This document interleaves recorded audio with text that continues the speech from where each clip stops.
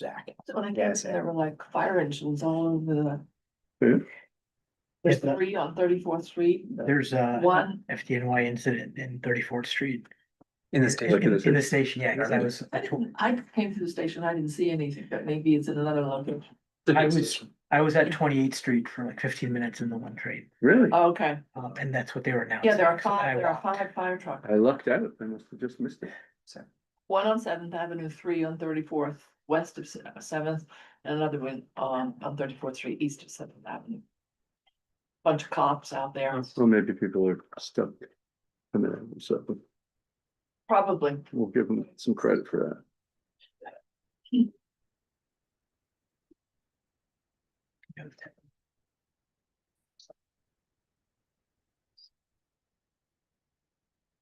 I actually didn't get an answer back from her, so I don't know. There was a track fire on Oh. the 123. Oh. That would make sense, At 34th. coming uptown. It just says in 34th Street Penn Station. Must have started like as I got off the train. Well, I came on, it's weird because I came on the 3 from 14th Street. It did sit for a little while in 14th Street, but then. Didn't smell anything, didn't see anything, It's always something. but it could have been at the other end. You know, I'm at the north end of that. Train station. All right, well, Recording in progress. we'll have to pick up our quorum along the way.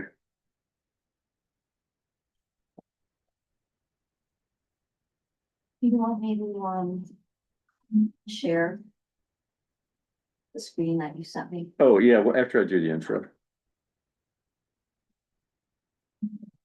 All right, You are good to go whenever you want. okay. This is the May 28th meeting of Manhattan Community Board 5 Transportation Committee. I'm David Sigmund, Chair, joined by Kiran Patel, our Vice Chair. Any items voted on at this meeting will appear at the full CB5 board meeting on Thursday, June 11th. This is Kiran's last month as Vice Chair. He'll be taking the same job on the Landmarks Committee next month. It's a more relaxing position. And you're staying on the committee, right? I believe so. Okay, that's why I didn't get you any cookies or anything. And you won't have to commute. Yeah, Yes. no commute. We have 3 items on the agenda today. Park Avenue Vision Update by DOT. Not to give it away, but there are 2 options we'll be reviewing with and without a bike lane. On this one, we will write a resolution based on our decision, which is advisory to DOT. And CB6 has asked us to coordinate our actions on this item. Second is, we're staying on a Park Avenue theme to Park Avenue. We have a request from building management for a no standing sign change for the block on the west side of Park Avenue from 32nd to 33rd Street. It's a new building owner is filing to eliminate a parking spot that's currently used by a food truck. No surprise, the food truck operator objects to the change, and we have some emails that we received. And so on this one, we'll write a resolution as well that's advisory to DOT. And finally, we have our first request for a street co-naming for 53rd Street between 5th and 6th Avenue to be called Rehearsal Club Way. And we have representatives from that group here today that will explain their application. So this is our first co-naming application under the rubric that we passed earlier this year. And Robert has prepared a review of the application using the criteria that were set in that resolution. And so we'll need a resolution for this one, which will be advisory to our new council member, Carl Wilson, and then any new business. So before we jump into the agenda, we'd like to see if any members of the public or the committee have new business that they'd like to raise, anything that's not on this agenda. We do this first, so members of the public don't have to wait through all the agenda items if they're here to raise a new topic. So if there's something else besides what's on the agenda that you'll want us to cover, you can raise your hand and we'll take note of that. I'll just give you a quick update on the FM swap. Oh, yeah. So the MTA updated all their schedules. The trains are all now 1 minute earlier, 1 minute later, but they're still the same number of trains. Oh, so we So have there's no change in the crowding. frequency or Right. the crowding, yeah. Okay, So I don't know if they've said they're gonna get back at some specific date or just someday. yeah. All right, well, we'll go back to our source on that. Okay, thank you. Okay, anybody else? All right, so before we move on to the DOT presentation, I wanted to show everybody this slide. I've been operating under the impression that there's a lot going on and that I'm having a hard time keeping track of it. And so I said, why don't I make a list of all of the things that we're working with DOT on? And this is the list. So we're going to talk about the top one, Park Avenue Vision tonight, but there's also the 14th Street plan, which is with other agencies, the Fifth Avenue redesign. I mean, you can see the list. Open restaurants, you know, this is our issue on pedestrian clear paths. The Union Square East bike lane, which is on its way, the Sixth Avenue curb regulations, which relate to the protected bike lane, which we reviewed a number of months ago. That's getting started this spring. The Lexington Avenue bus lanes, which we reviewed, are getting going. A lot of this were things that were kind of jammed up at the end of the last administration and are getting a fresh start under the new administration. Madison Avenue, 34th Street busway has its own set of issues, which I won't go into. We had a conceptual discussion with CB4 and 6 and DOT on support for a 42nd Street busway, and also approved improvements on the west side of 42nd Street, public access improvements tied to sewer and water improvements in the right of way. We are in the process of figuring out what to do about modular bathrooms. We've had discussions with DOT about trying to come up with some sort of regular status reporting on all of this stuff. You know, the list continues on the right side, and a lot of these were in coordination with CB4 and 6. I would point out, you know, the micro hub pilot where we tried to get public feedback. Tiffany ran that process. The Waymo pilot, which has had some political backlash, and we raised an issue about the Uber airport shuttles, which appear to be licensed neither by DOT or the Taxi and Limousine Commission. So that's under review by DOT. We have an application from Amtrak to add security bollards at 2 Penn Plaza. And then finally, you probably all read that Penn Station developer has been picked. But probably one of our primary issues, the public realm improvements around the station, are not addressed by the RFP. And so certainly DOT and others will be a player in that discussion going forward. So I just thought it would help to credit where credit is due for getting a lot of this stuff started, both the new and old leadership at DOT and the work that we've been doing with our sister community boards across town. So for your edification. All right, so I'll turn it over to DOT for their discussion on Park Avenue Vision. Hey, thanks so much, David. That's a great list. That goes to show that we really like Community Board 5. And Kieran, I just want to add that it was a pleasure working with you. So congratulations. Hopefully we'll connect in your new role as chair of that particular committee. Thank you so much for hosting us this evening. We have a great presentation on the Park Avenue update. And joining me tonight are my colleagues from DOT, as well as Star White House Landscape Architects and Planners, and they will introduce themselves. But before we go into that, I'd like to introduce my colleague at DOT, Nick Pennanati, who will, give the opening remarks, and then we will deliver the presentation. So thanks so much. Thanks, Colleen, and thanks, members of the committee. We're really excited to be back. You may recall we presented to you earlier in the year as we were just getting underway. The Star White House team has done a tremendous amount of work. You may have seen in the news some of the design options that have been developed. So we've been continuing to work on those. We presented to CV6, as was mentioned earlier in the month, and we're excited to get into it with you all now tonight.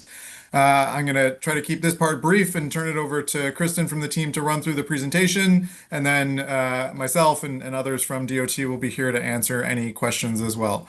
But we're, again, excited to present where we're at. There's still much to do. So we're really eager to get your feedback and see which pieces of this that you find successful and where we might need to make improvements. And with that, I'll turn it over to Kristen from the Star White House team.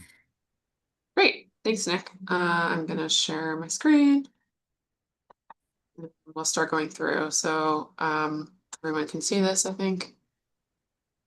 One Still coming second. up. Okay. Good. Not yet. Now, Still loading. Nope, there you go. Yeah, we're good. Okay, great. Okay, so thank you for having us. I'm gonna try to go through this as quickly as I can, but still get into some of the detail and what we've been working on since we last saw you guys earlier in the year. Obviously, the project site in the context, you're very well aware of the community board boundaries and the site in the coordination with the bids, the GCP partnership and East Midtown partnership, and our project site in relation to other areas. So looking closer, so our project site is from 46th through 57th Street. Looking at the, thinking about this corridor as, a global corridor. It's part of its position as part of the important civil spaces in Midtown.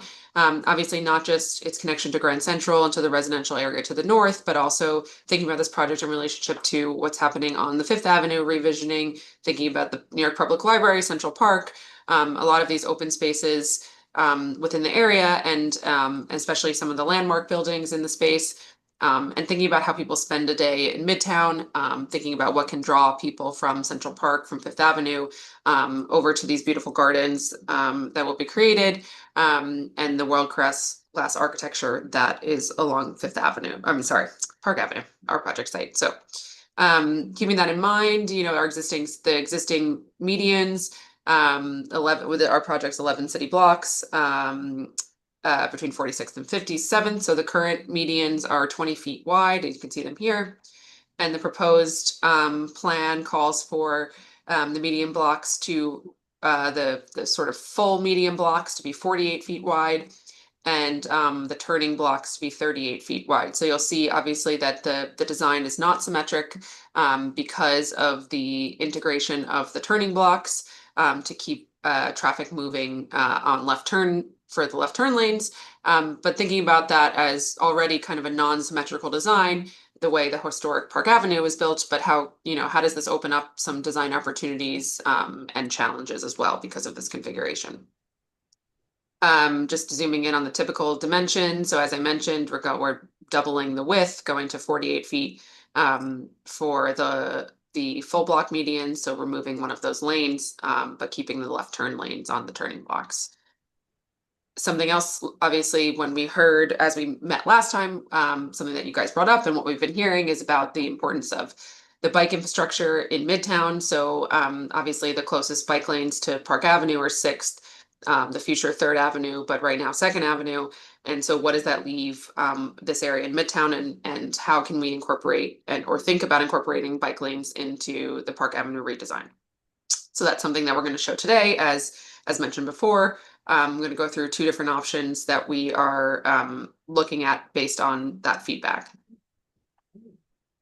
Also thinking about some of the engagement that we've been doing. So we had a community workshop that maybe some of you attended early in, I think, February. We've done a lot of interviews with the building owners, the individual building owners along the corridor, working a lot closely with Grand Central Partnership, East Midtown Partnership, and the Fund for Park Avenue, and obviously meeting with you guys. We also met with CB6 earlier in the month, and we have a public survey that I'm going to get to at the end. We'll talk briefly about that.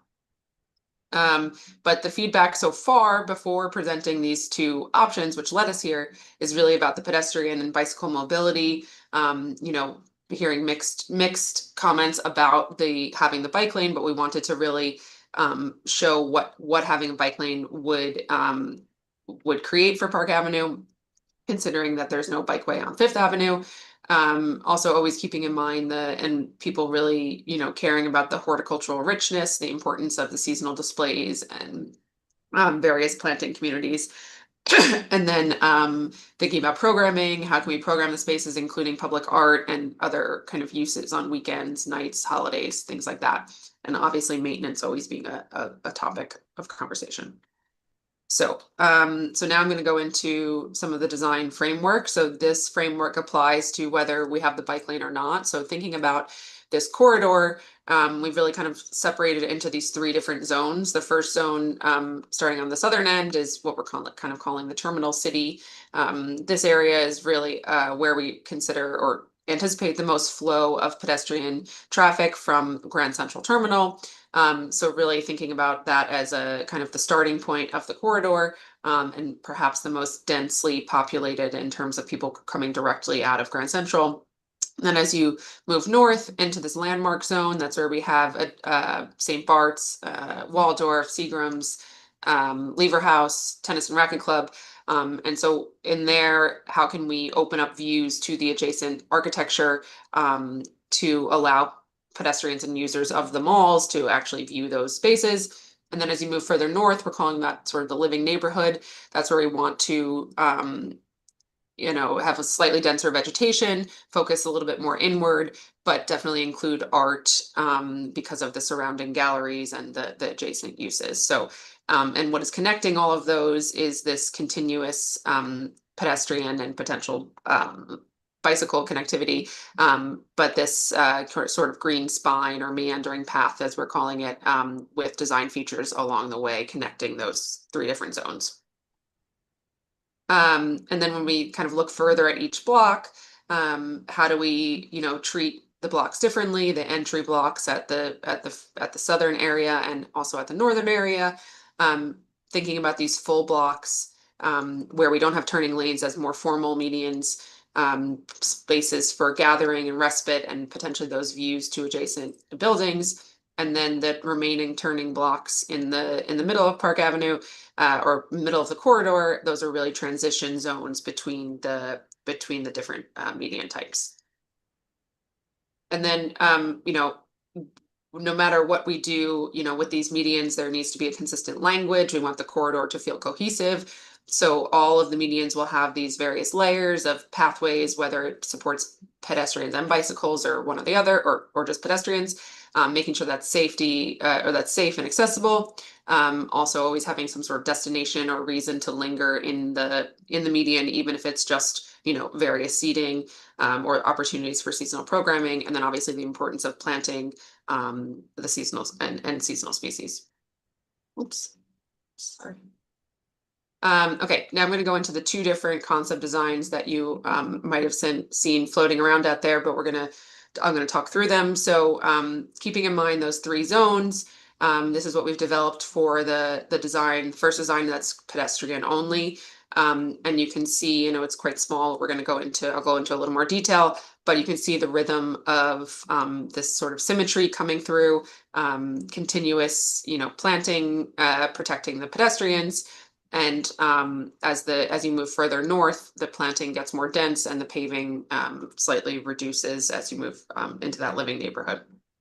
So focusing on each kind of zone at once, just to give you a closer look, I'm thinking about these areas closest to Grand Central as areas for some seating, keeping a large open plaza adjacent to the JP Morgan building, and just allowing space for gathering and larger groups. And with that too, thinking about this form of these medians or of the planting beds, keeping this symmetrical kind of formal design, also kind of plays on the JP Morgan steps, but keeping this formality of Park Avenue that we think of, keeping that as part of the design.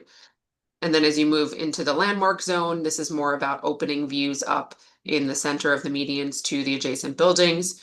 We have a couple different different plays on this geometry. The opportunity for adding a bosque or some quieter seating areas, allowing for seating to open up with some low or seasonal planting. The orange in this plan shows potential for seasonal planting or anything kind of low ground cover, where you can see over the medians and to the adjacent buildings.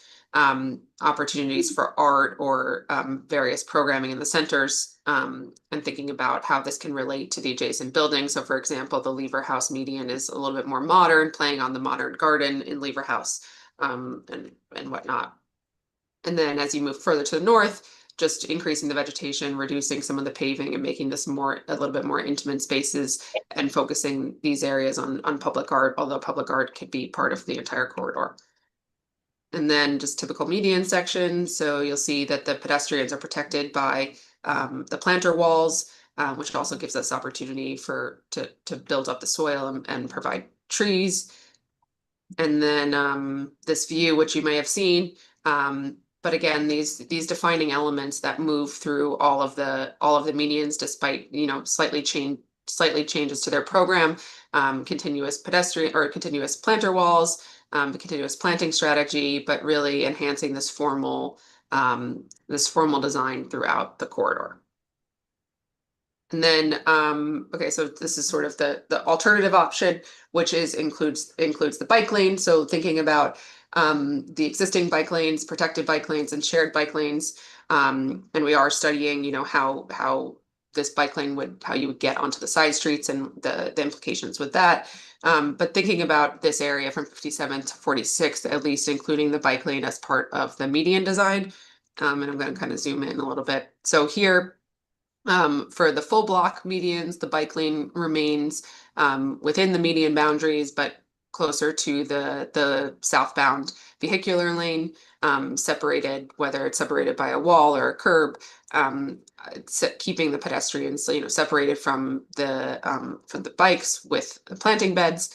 And then in the turning blocks, where we have much more tighter space, putting the pedestrians and the bikes adjacent to each other, but having, visual delineation between the two, and moving the bike safely across the medians or up and down the medians. But you can see the same kind of strategy still apply. A little bit more paving here, less focused on the planting, or less tighter views. And then here we're opening up the views again to the adjacent buildings. The bike lane kind of, weaves between these different pieces, exploring a couple different, alignments for the planting and how to protect both pedestrians and bicycles. And the same kind of same strategy applies here, integrating art and more of a neighborhood feel to the northern end. So you can see here in the turning lanes, the bikes and the pedestrians adjacent to each other, and in the full block lanes, having enough room to actually separate the bikes from the pedestrians and still provide program for the pedestrians. And then the view that you might have seen with the bike lane weaving through the medians, but still the same kind of pieces still apply, where we have a consistent language of planter walls, planting, paving and whatnot, which is what I will get into next. So we are, to create this continuity between all of the medians, we are using this sort of what we're calling the kit of parts, or this toolkit. The ones that are grayed out or shown in gray here are just ones that we're continuing to work on. They'll be included in the final concept. But we do want to kind of get some feedback on the ones that are in blue here, which is what I will be focusing on. So first, thinking about paving, without the bike lane, how do we treat the different areas, considering like for example, the area on the ends, those will be more heavily trafficked. Do we want to, treat that area differently with larger format pavers maybe? And as you move closer into the median, does the paving change into smaller formats? or change in color to represent, you know, slowing people down as they move and enjoy the interior of the medians. And then with the bike lane, how do we designate the bike lane and encourage separation between the bicycles and the pedestrians? Whether that is a visual delineation, example below, showing, you know, changes in color and pattern of pavers to designate changes between the pedestrians and the bikes. And we're also looking at a variety of different materials, whether we can use cast in place concrete, typical concrete pavers, granite, those are all being explored, and maintenance is being discussed with the bids. We also are looking at the lighting strategy. So right now there are 4 different types of lights along the stretch of Park Avenue, the Grand Central Partnership light, a couple different Cobra headlights, and obviously some temporary construction lights for the area around 270. But we are looking into, you know, how can we further, you know, identify or provide a consistent language of lighting across the whole corridor. So we're looking at, you know, first just taking a look at the Grand Central Partnership light, and if that provides the adequate illuminance on the sidewalks. There are some new local law rules that require higher illuminance on sidewalks here. So, you know, how can we, if we want to try to continue to use the Grand Central Partnership light, what does that mean by, you know, how many additional lights be required? But we're also exploring other options from DOT's street catalog as well. Thinking about art, there's a robust, you know, public art program already on Park Avenue that the fund and New York City Parks puts together and runs. So how can we, this is, you know, some examples of how we can include art in the median. So when there's no bike lane, there's room for art on both on the ends and the interior and within planting beds, similar to some of the temporary art seen at the High Line and the Casman Gallery. And then when we do have the bike lane, it might slightly change how we're thinking about the art. The art will be viewed from different speeds and different angles, and removing the art on the median ends, but still having opportunities for art in the central areas and within the planting beds. Although the planting beds do reduce in size, so that reduces some of our opportunity for what we typically think of as this temporary art. Although we can, you know, further develop what art actually means on Park Avenue as well. All the medians will have utility connections for water, electrical data, not only to provide access for, you know, metered connection and irrigation, but also for some separate event infrastructure and accent lighting, so the medians could be used with greater efficiency. And also always thinking about the planting. So it's a really important piece of this project is thinking about the planting and some of the challenges with the planting on site. I mean, the obviously dense urban conditions are limited soil volume, but also the limited sunlight and wind tunneling that goes on along Park Avenue. So how does that so we're continuing to research that and how that affects our plant choices, but thinking about both trees, whether they're understory trees or canopy trees, and flowering trees, in addition to shrubs, ground cover, and obviously seasonal planting is a big part of what we think of when we think of Park Avenue. So we've been working with the Fund for Park Avenue to make sure that we have space for that seasonal planting to continue that programming.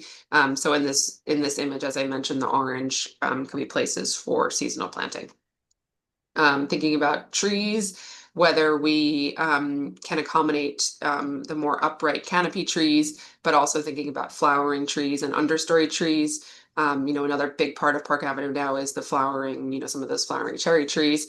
So how can we continue that and incorporate that into the median design, the median planting design? Thinking about how the trees provide different kinds of fall color. Do we want you know, a homogeneous selection of species or one species or multiple species moving up and down the corridor? And then also thinking about winter interest, you know, the bark, the branching structure and how it appears in all seasons as part of this design. Okay, so just where we are and where we're going next. So we did send, these 2 designs have been, you know, provided to the public. We did a tabling event in, I think, the end of April, where we tried to get feedback from both people on site during the week and on the weekend. kind of trying to gather feedback about the two design concepts about bike lane, no bike lane, and the importance of bike infrastructure. Got a kind of mixed response of people, weekend participants who were more people that were in the area for leisure, were more concerned about safety, and some of the older adults, versus some people during the weekday, which were very pro bike lanes and pro, people there for work or were excited about the potential for a bike lane. But everyone was definitely excited about the planting and seating opportunities. So we also, during this tabling, we're also encouraging people to fill out the survey, which some of you may have already done as well, but that's still open, and I'll share a QR code at the end. So we're still collecting feedback on these two options. And then we're trying to, continue this concept development and wrap up and have a concept development report in our various reports by the fall. So that is what we're working towards. So definitely trying to get whatever feedback you have today would be great. And then obviously the schedule for actually implementing this, sector 1, the green, is what has been constructed or is finishing construction around 270 Park. And then sector 2 will be built next, which is from 46th through to 50th Street, and then moving north along Park Avenue. And yeah, so this is the QR code. I think we'll probably put it in the chat, but at this point, we would love to get some feedback from you all. Yeah, let me just jump in. So just so everybody, I didn't say this before, but members of the committee and if there are other members of the community board can ask questions or make comments at this step. And after that's done, we'll take comments from the public here and then online. There's no time limit on public comments, but we do ask that you keep things succinct and avoid repetition. So let me just start off. A couple of us attended that first public session. My impression of the bike discussion was that people sort of liked it in theory, and then once we started sort of sketching out where it might fit, even the most rabid bike lane supporters thought that it was not totally feasible. Just the utility of it, because it's only 11 blocks long. It dumps you at a very busy intersection, both pedestrian and vehicular, at the south end on, I guess, 45th Street. And there was a question about, if you did one, could you do it at a curb lane rather than change the whole design in the middle? So I'll start there. I mean, were there other options that you considered and dismissed before you arrived at these two layouts? So and I'll jump in to start, and obviously the design team can support. The short answer is yes. We did look at sort of a wide array of options. I had the same recollection as you from the public workshop, right? That there was real trade-offs when contemplating how the bike lane would or could work along the medians. I think given the feedback that we had been hearing across from a variety of folks, we felt it was important to at least do the due diligence and show these options and start to be able to weigh those pros and cons in terms of the impact. I think a bike lane along the curb does present some serious challenges just with the significant amount of drop off and loading, unloading that occurs along that curb. That was something that had been raised by multiple stakeholders, and from a practical standpoint, we think did present a lot of challenges, or where the median offered some significant benefits over that from a connectivity perspective. And I will say the agency, separate and apart from this specific project looking at 46th to 57th, will of course consider further connections in the bike network, right? In terms of east-west connections at 46th and 47th, looking at how connectivity works around and through Grand Central. Obviously, there's a broader conversation that's still ongoing around Fifth Avenue and whatnot, and then further points north. So this would just be obviously one piece of a larger network that we'd certainly be very, very eager to consider. But also recognizing, I think, some of those fair points that came out of the public workshop, there are real trade-offs. And this is why we wanted to start to have this conversation more broadly. Okay, thank you. If you could go to the view, Kirsten, if you're controlling the, that just shows the close-up of the transition from the wider median to the left turn median. This didn't really come up in the public session, but now that you see it in greater detail, I think you had one that was sort of zoomed up in that area. Here, like this, even this. Yeah. Yeah. You know, everybody loves to, when they're making a left turn, they love to creep up into that area between the medians. Yeah. And so I guess the question is like, what tools are at our disposal to prevent people from doing that? Especially, you know, now there's just going to be a lot more cross flow that never existed before. So this is one of the things we're actually actively taking additional counts, turning movement counts and through volume counts here to understand what the length of that turn lane queue might need to be in order to support a protected left-hand turn phase, where those left-hand turn vehicles would actually be stopped at the stop bar until they're given a green arrow to make the turn. And at that point, peds and bikes or peds only would be held at the medians. And instead they would move north-south when the north-south Park Avenue movements have a green. So we're still analyzing that piece to understand exactly what and how that would need to work. But I think that's one of the solutions that we're hopeful will play out, and that we can manage the volumes that way. So again, folks have actually a clear space to walk from median to median without there being any cars sort of idling in that space in between.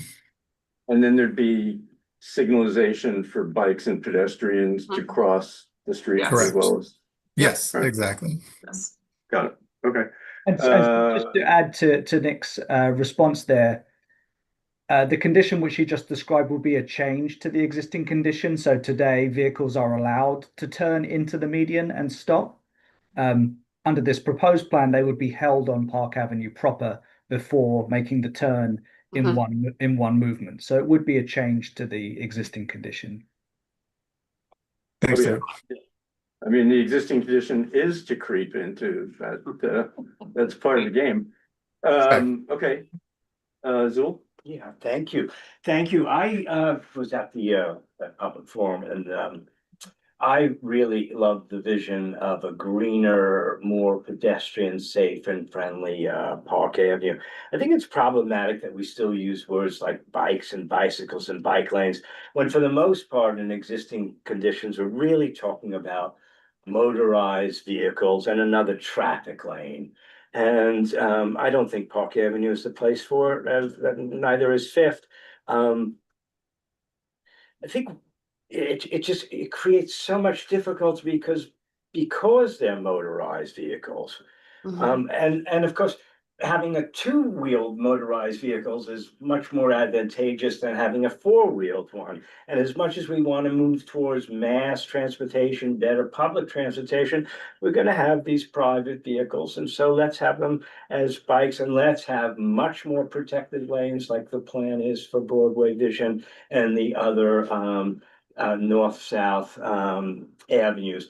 This is not the place for it. It's not going to work well. It's going to cause great hazards to pedestrians and others, and it's going to ruin what could be a marvelously green space with a great deal of public art. And it'd be lovely to have multiple species of trees, flowering trees, high and low. I'm sure you guys are going to do some beautiful, beautiful work with that. You did note that you bring some utilities in, so you know this is always a thing for us.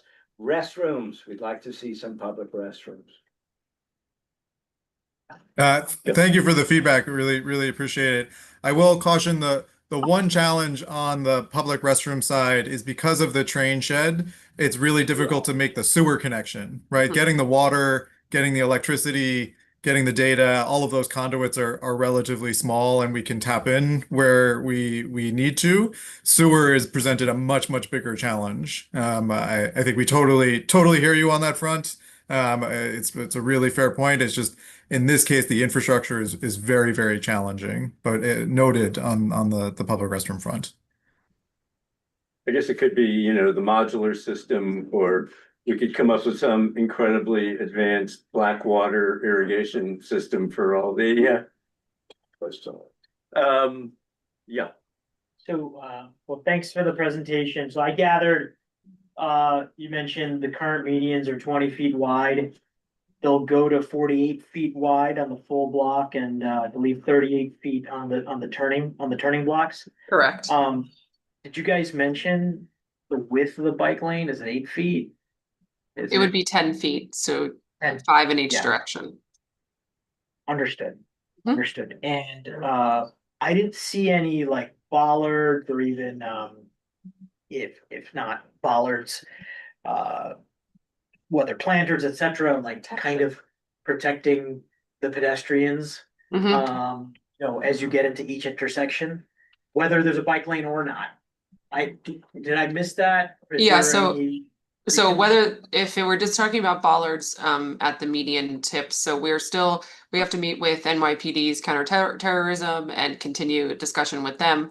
Our kind of hope for now is to try to keep the bollards along sort of the end here. You can kind of see them in the view here and in the previous view, and protect the pedestrians from that traffic, but keep the end tips open. So that is our current goal, but of course that needs further coordination with NYPD. And I will add that the planters are also substantially raised because most practically to support the soil volume that's needed to give the plants, but because of the train shed below, we're not talking about, small walls. These are larger walls that will also serve as a significant buffer, both practically and from a protection perspective. Okay, so when you say it requires coordination with the NYPD, that will be coordinated just from a I'm thinking of like from an this is preventative enforcement. The DOT doesn't deal, my understanding is with the enforcement of if you're riding a bike in a pedestrian area or going the wrong way, that's NYPD's purview. So I'm just trying to think of things that would kind of just organically solve for it. Yes, we are going to have conversations with NYPD on a number of fronts, and we'll be talking about those pieces. Okay. Yeah, I mean, look, I cycle. I love cycling. I love cycling infrastructure, especially if it's a protected bike lane. Here, it's an interesting, you already talked about real trade-offs. I mean, you really are taking a big chunk out of what could be a true garden, and it sounds like in your presentation, it would impact what kind of art you can host, the plantings, etc.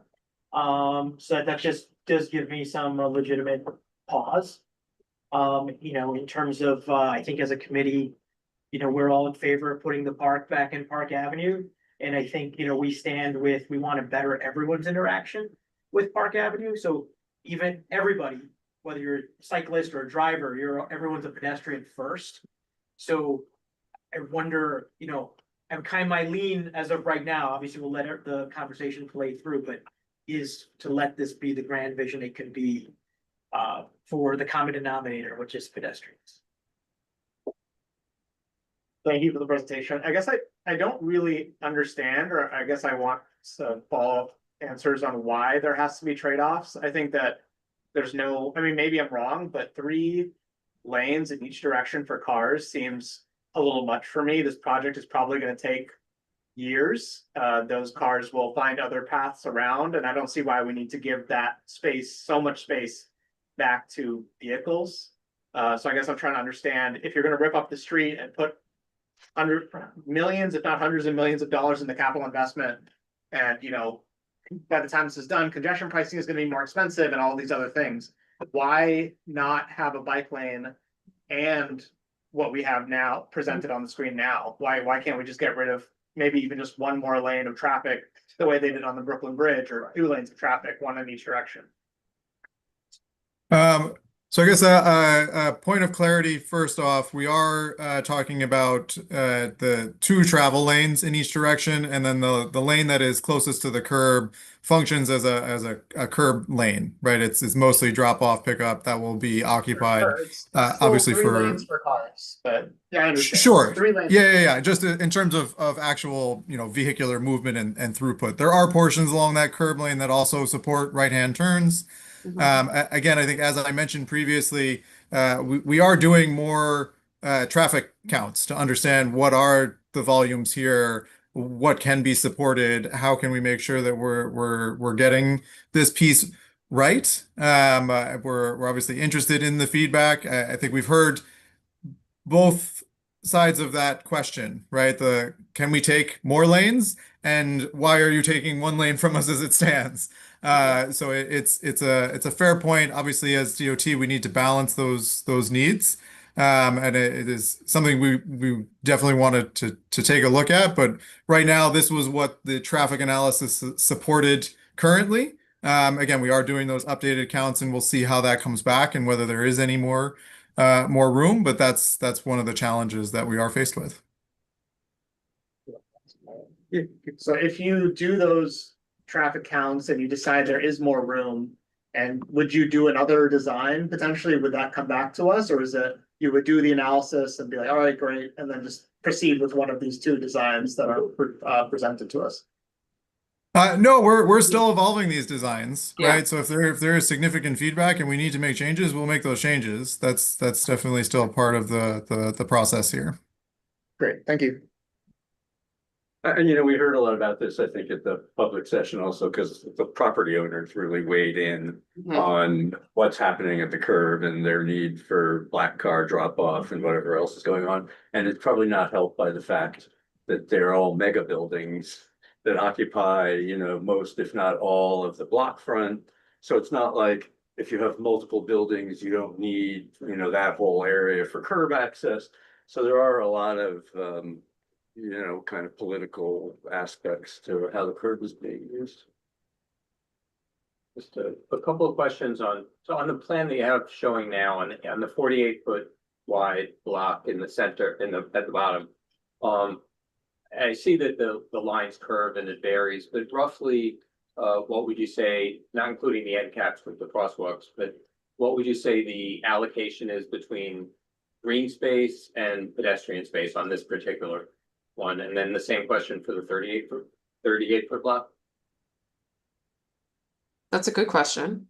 I'm trying to do some quick calculations in my head, but I would say that it's probably about 40%, planting, 60% pavement in this front one. I think it gets a little more even in the turning blocks because we don't really anticipate those as needing as much larger like central space. The idea is to kind of program and provide gathering space at where we do have the width on the full block medians, and at the turning blocks, those be more about meandering. So there, I would say that's closer to 50-50 in terms of paving and planting. And then same question, when you take away the 10 feet or whatever it is for the two-way bike lane, what is that? Yeah, I would say that reduces the planting to, 25 or 30, maybe 30%. Yeah. Okay. Thank you. Ready? While we're on this view, I know this came up also at the public session. I guess JP Morgan hired their own landscape architect or something and is kind of moving forward with their own design, or has that whole process now been kind of brought into the fold with what's happening with the rest of the design, or how's that working? Yeah, so JP Morgan had previously hired Ken Smith Workshop. They did much of the work around 270. That work was really helpful to the Star White House team. It served as a great starting point. But the idea is that is all subsumed now into this overall vision. So whatever design we're showing here is the one that we're ultimately going to work with MTA to construct. Charlie has Charles. Oh, sorry. Yeah. Charlie. Hey, yeah, I wanted to thank DOT for this presentation. My question is, I'm glad to hear that turning vehicles will supposedly be held on Park Avenue. That is if the drivers obey the law, and of course, that's a big if. But Sort of in that same vein, what's to prevent vehicles that aren't turning? So vehicles that are on a cross street, they're crossing Park Avenue at every single block. What's to prevent them from stopping between the medians, obstructing the crosswalk, and forcing pedestrians and people on bikes to go around them as they walk or bike from one block of the median to the next block? You know, there's this interruption of this beautiful park on every single block. And, you know, as Samir said, this project's going to take years. By the time it's done, there will already be at least one, possibly two increases in congestion pricing. We'll definitely be seeing far less traffic in Midtown Manhattan. So I've been hearing that, you know, what the traffic analysis supports currently is what you guys are going on right now, but that's not necessarily the most relevant when we should be considering what the traffic will be years down the line. So my question is, can we close any of these cross streets so that they don't interrupt this beautiful median park that's going to take years to build? So I guess on the first part of your question, obviously we will be taking a very close look at the signal timing to try to reduce any kind of occurrence of vehicles getting stuck in between, right? Making sure that the cross streets have enough time to get all the way through. Obviously, that's not a foolproof solution. It will still happen. Totally, you know, fair on that piece. I think we are, again, doing those additional traffic counts. I think as part of the analysis, we will take a look at what the implications are from, you know, future projected volumes. That's what the EIS did with the development.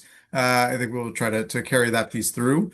In terms of whether we can close any cross streets, I think it's an open question. We've been asked that at previous community board meetings. We are going to try to take a close look at that. If it's possible, that's great, right? Then it connects the medians. And I think we see a tremendous benefit there, but it's something we need to take a very close look at. So we don't have an answer on that front at this point, but it is something we will consider. Thank you so much. Okay. Any other questions from the committee here or online? No? Okay. Sorry, Dave, I have one yeah, quick sure. question. In the areas in the, I don't remember which plan it was, but I think the color you were using was orange Mhm. to show the Yeah. view shed for in the landmark areas in the, is that just open? In other words, it's low plantings for view shed, or is it open for people to like start crossing the street in the middle of the block? Yeah, no, it would just be open for views. There would still be, as you can see here, like that area in orange, like it's like you could almost imagine it's like one of these areas here. So it's just low planting where you could see over the median wall, but you would Okay. not be able to have any crossings in the middle of the street Thank you. or mid blocks. Yeah. Okay. If there are any members of the public here in the office that want to speak to this, yeah. Hi, I'm Sandra. I'm actually from District 6, but I really believe in the potential of this project. And I just wanted to say that I have some points. So I'll try to keep it as cogent as possible. With regards to concessions, potentially, not like a fully commercialized output, but like, do you think we could potentially have nodes where people could sit and maybe drink, and you could have eyes on the street, and maybe work in conjunction with DOT or the State Liquor Authority?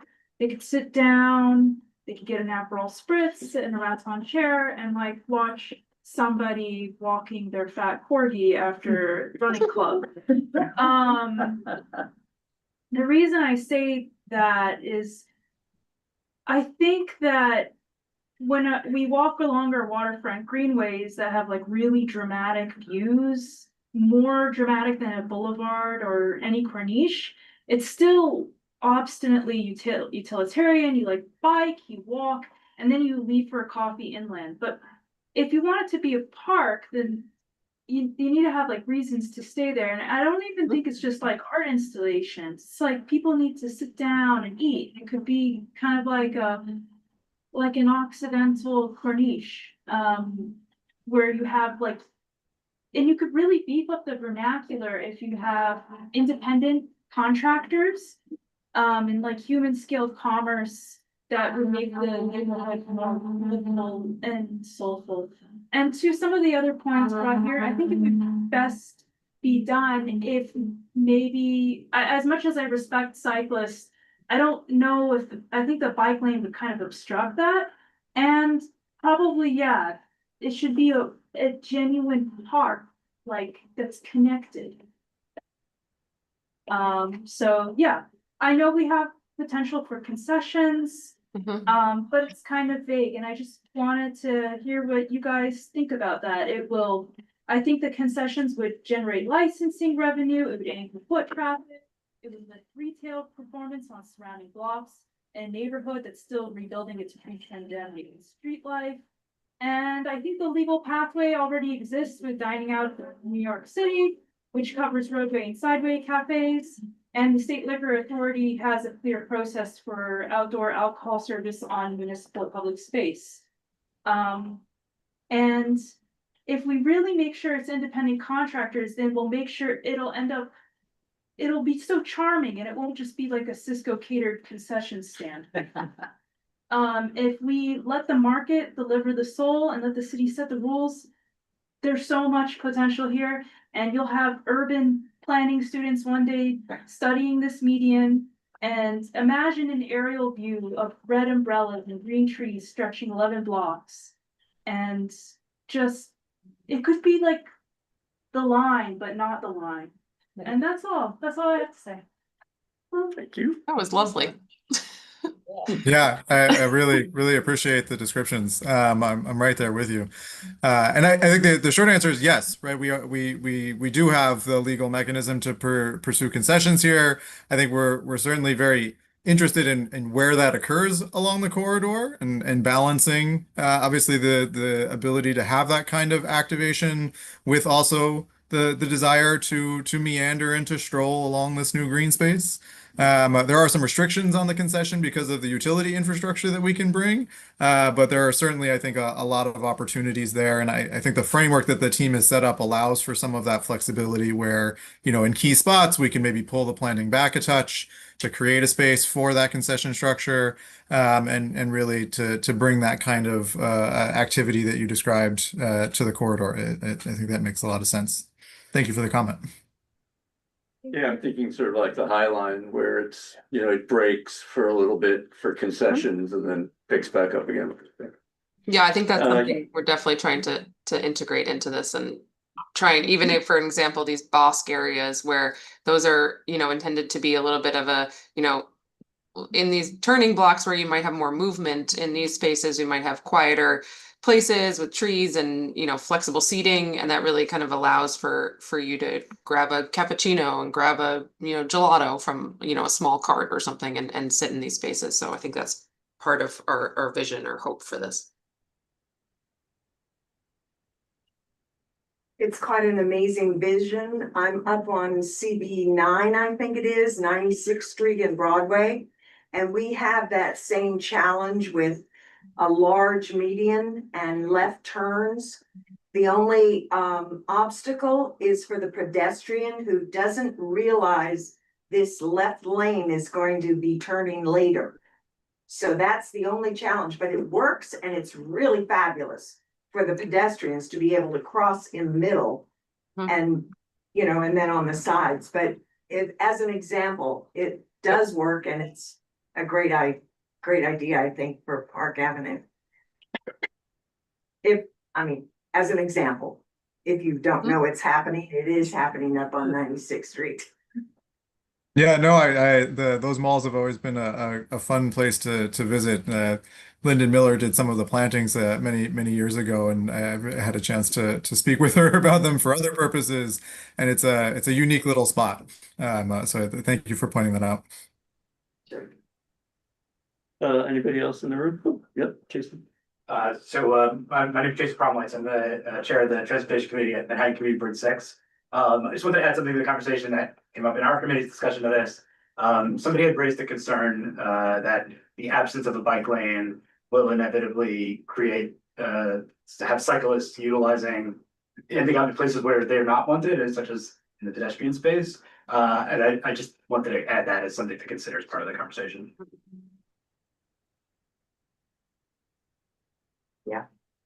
Bikes will go where they can. I have a question about the plantings themselves. Can you talk about, I noticed that the shrubs were native shrubs, but is there generally an emphasis on using native plantings in the design? Yes, I think wherever we can, that is the goal, to use native shrubs and perennials and whatnot. The concern with some of the trees is just the lack of sunlight on this space and the kind of tough urban conditions that may lead us to using non-native tree species. But I think, of course, wherever we can, the idea is always to use native and, plants that are adapted to, native or adaptive plants even, but adapted to this climate and can handle, drought and the limited sunlight and wind that we have here. So that definitely is the goal. Although we have to get deeper into the plant selection and what can actually grow here. And will there be an irrigation system for the plantings, or are you really going for something that can survive? No, there would be irrigation as well. Permanent irrigation on all the medians. As I know this came up at the public session, from a security standpoint, have you done pedestrian eye views of, what these areas will feel like? I could just imagine NYPD saying they prefer grass to, for visibility. So I just wonder where, is there some balance between security and what the planting types are? And, does something happen at night? Are these things closed at night somehow? Or how do you deal with that whole topic? So it's a great point. I think there's a couple of strategies that the team is working through, and this is still more detail to come. I'll say DOT spaces we don't close; they're 24/7, right? So it is something that will be accessible all the time.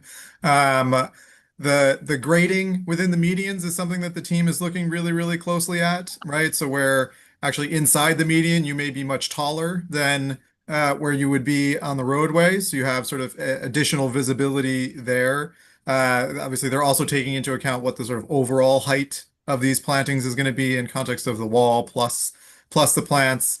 And I think it's a balance, right? There are some areas where I think we do want it to feel like you are, more enclosed and sort of more in a woodland garden, and that's a choice. And so I think those are some of the things that will continue to evolve. But it's there are strategies I think where we'll be able to maintain a lot of visibility throughout and balance those kinds of needs of security, but still making it feel like a park, like a garden, like a space that you want to walk through and occupy. And then also, just in addition to that, Nick, the lighting is a key piece of the nighttime safety as well. Yes. Making sure these spaces are well lit with both pedestrian scale light poles and roadway light poles for lighting the adjacent roads. Will you have security cameras? We haven't talked to PD about that piece yet, and whether there would be any security camera infrastructure. I don't think we're anticipating anything that would be different from their other cameras that they mount to light poles and whatnot. Nothing specific for the corridor, at least at this stage. It's actually not something that has come up yet.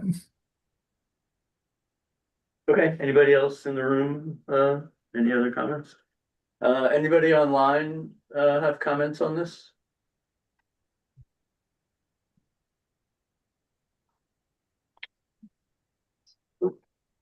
Oh, are we in comments? I thought we were still in questions. Well, we'll do both. Carol Krinsky. Yeah, Carol, you can go ahead. Oops, disappeared. Carol, your hand was up and it went down. Do you want to make a comment? Chris Nazaro is up. Oh, yeah. Yeah, Chris, yes. You could be able to unmute yourself if you do. Baker. Sunny, where's Nope. All right, let's go to Chris Nazaro. Hi, sorry, can you hear me? Sorry to do the Todd thing. Good. What is it? So I just wanted to make a comment. I mean, I don't like this.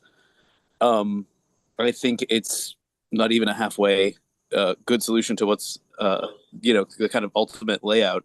I mean, if you look even at the image that we see now, it looks like kind of barely a garnish on like a car traffic meal. Like the medians, the block things, maybe they take up the equivalent of 3 lanes themselves. The full ones seem to take up slightly more.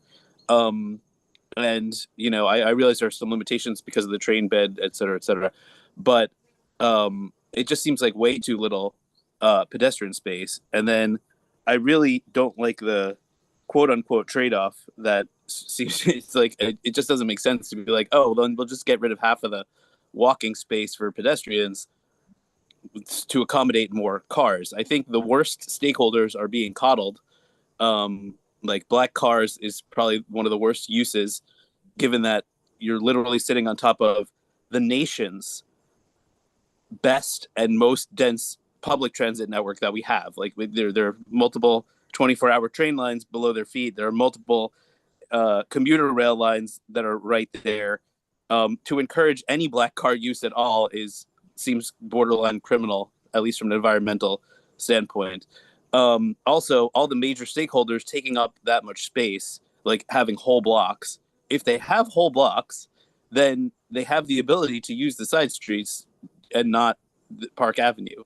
So it seems like a terrible model and a really bad precedent, which actually happened also near Grand Central on between 40th and 41st Street, where DOT decided to leave a travel lane for no reason and a lot of parking space across from 101 Park Avenue that has access to both side streets, perfect access. In fact, their entrances seem to be on those side streets as much as anything else. So to coddle the wealthiest landowners and the black cars, that's terrible.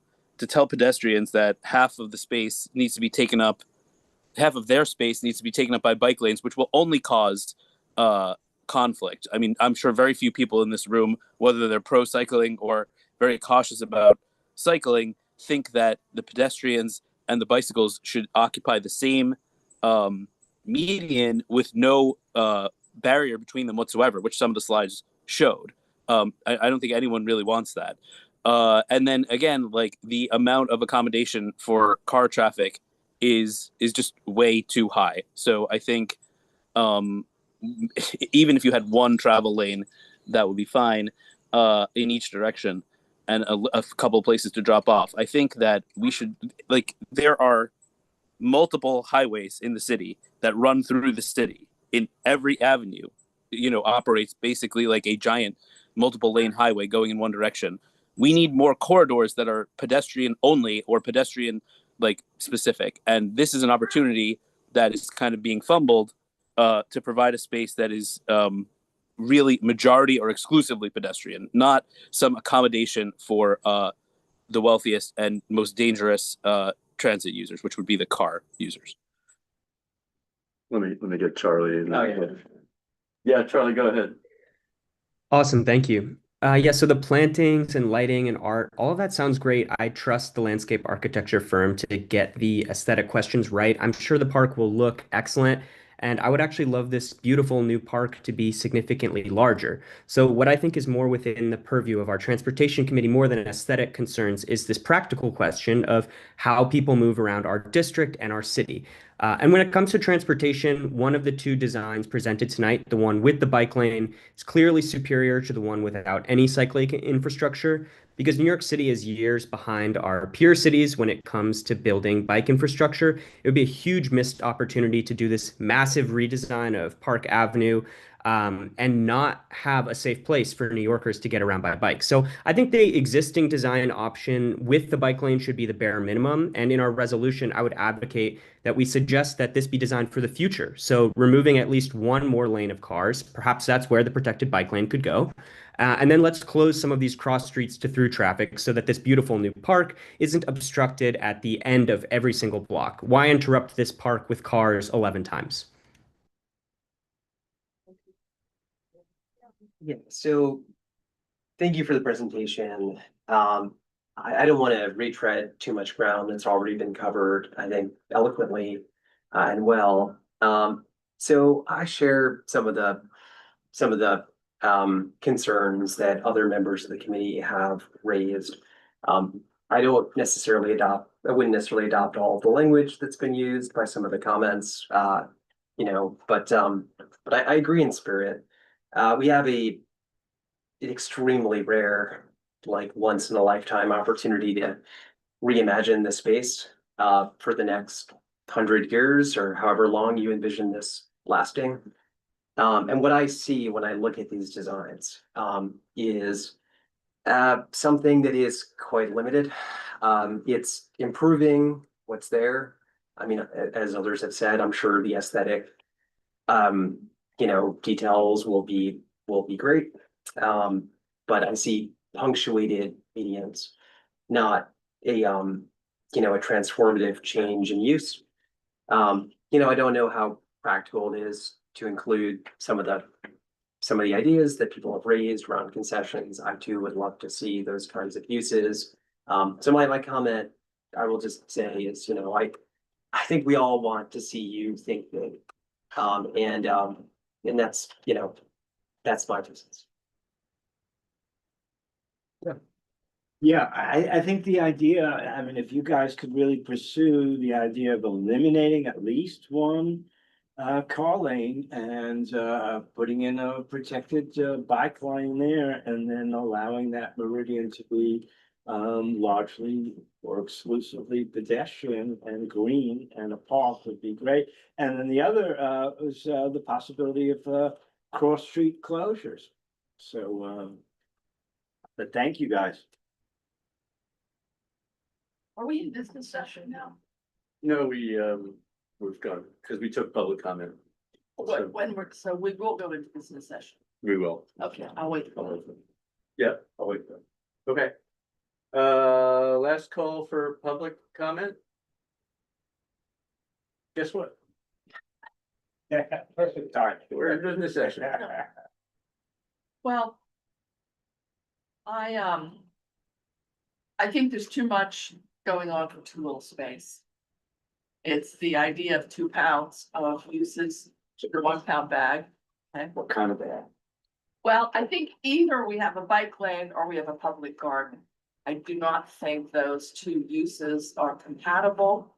Not because they can't be compatible in Europe, in Copenhagen, in Sweden, in Denmark, in places where the population actually respects one another and follows the rules of the road in terms of riding bikes. That is not New York City, and I don't think it ever will be. And I don't think we can rely on enforcement because there's no way to really do it.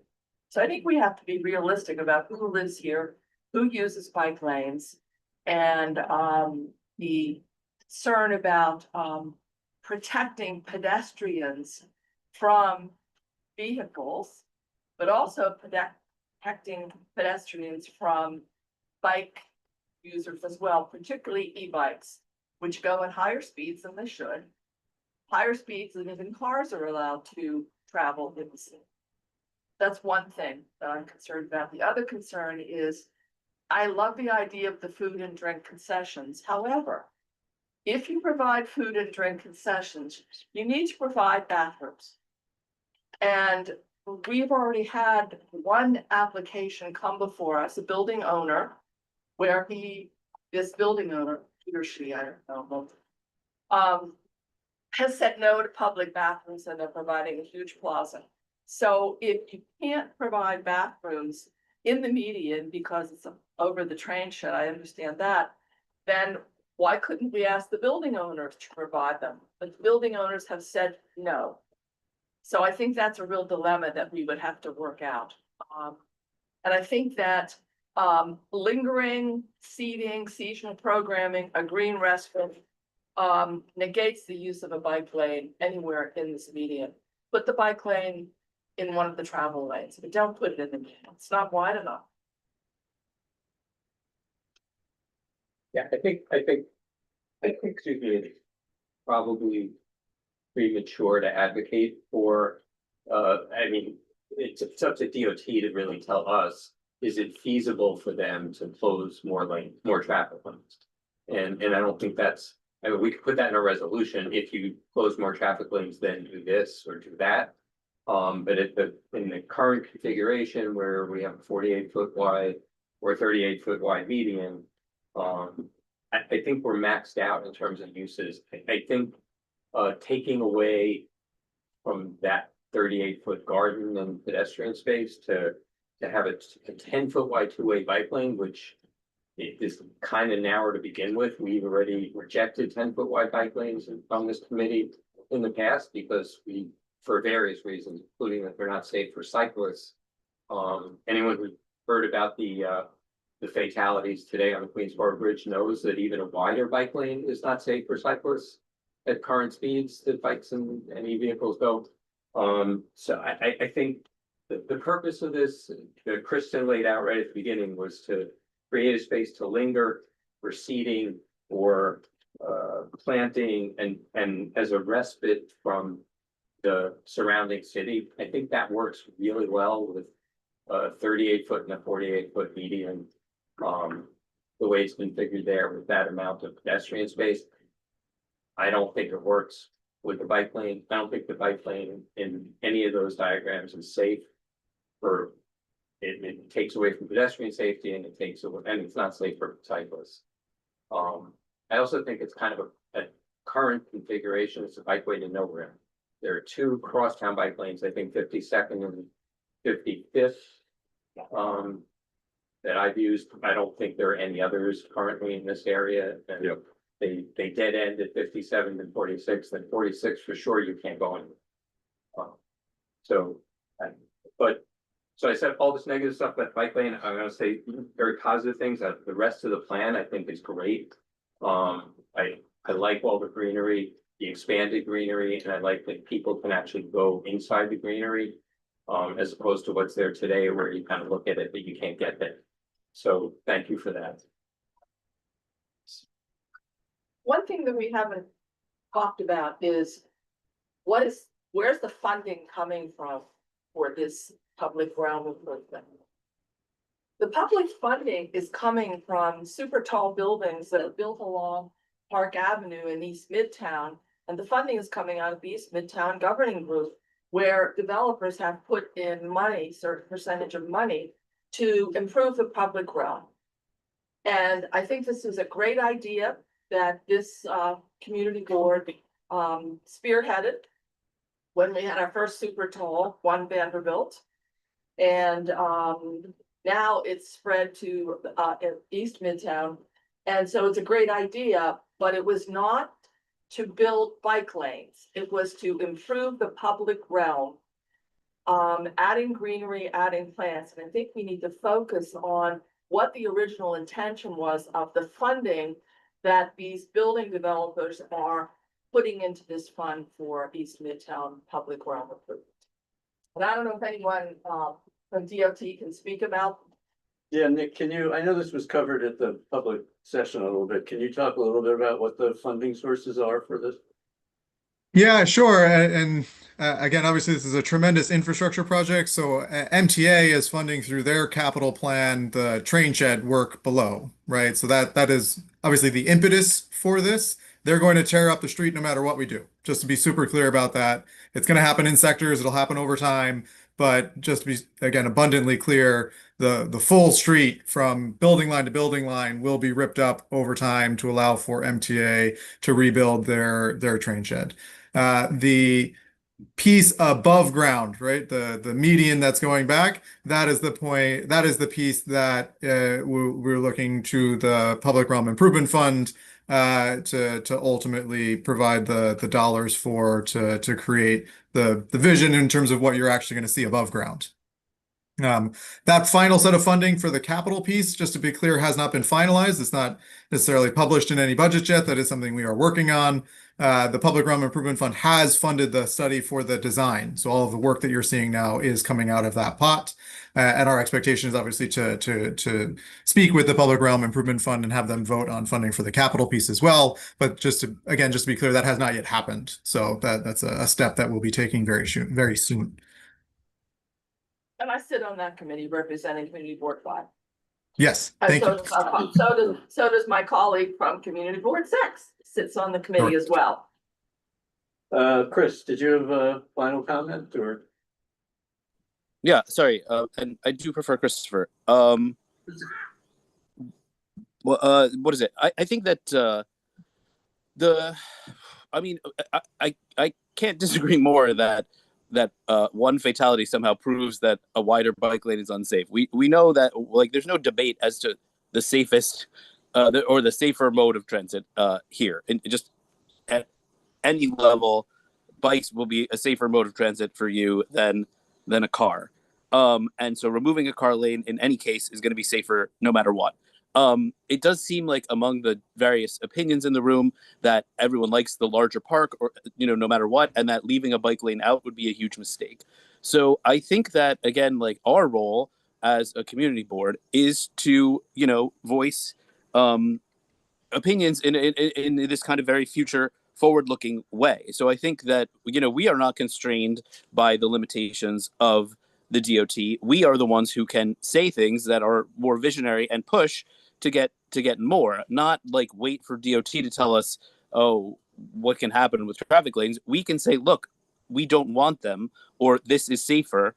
And I think that which is clearly the most rational position, should be voiced in the resolution. The resolution should say something like, the park is, beautiful the way it is, but would be better if expanded. Like, please maximize, X, Y, or Z. And then we can also say, seriously consider removing more traffic in favor of a bike lane rather than taking away half of the pedestrian space for a bike lane. It's easy to, like, we can ask for whatever we want, and we should.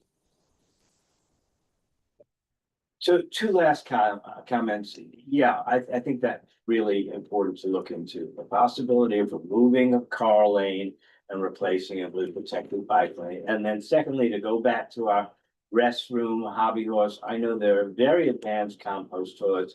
Certainly there must be very high-end porta johnies. There's certainly got to be some way of putting up restrooms. And if it comes to sanitation, having to empty them rather than it going through sewage lines, that could probably work. So let's really get somewhere with public restrooms in this corridor and really have this wonderful green space that you guys are showing us, and separate protected bike lane by eliminating one car.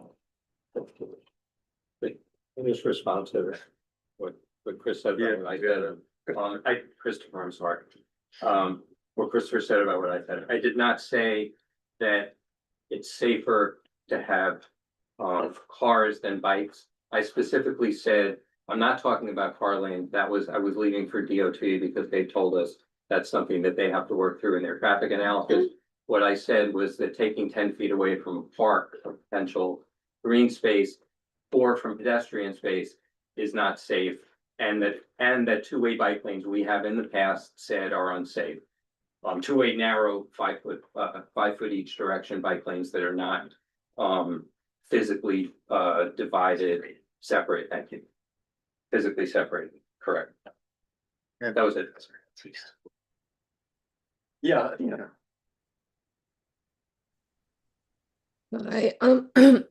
First of all, thank you for the beautiful presentation. It had a lot of information, a lot of work into it. So thank you for coming here and giving us the information. I guess to touch on the pedestrian safety topic again, I think ideally, if I could, paint the most ideal scenario, it would be, parks in the middle for pedestrians and bike lanes on the side closer to the buildings.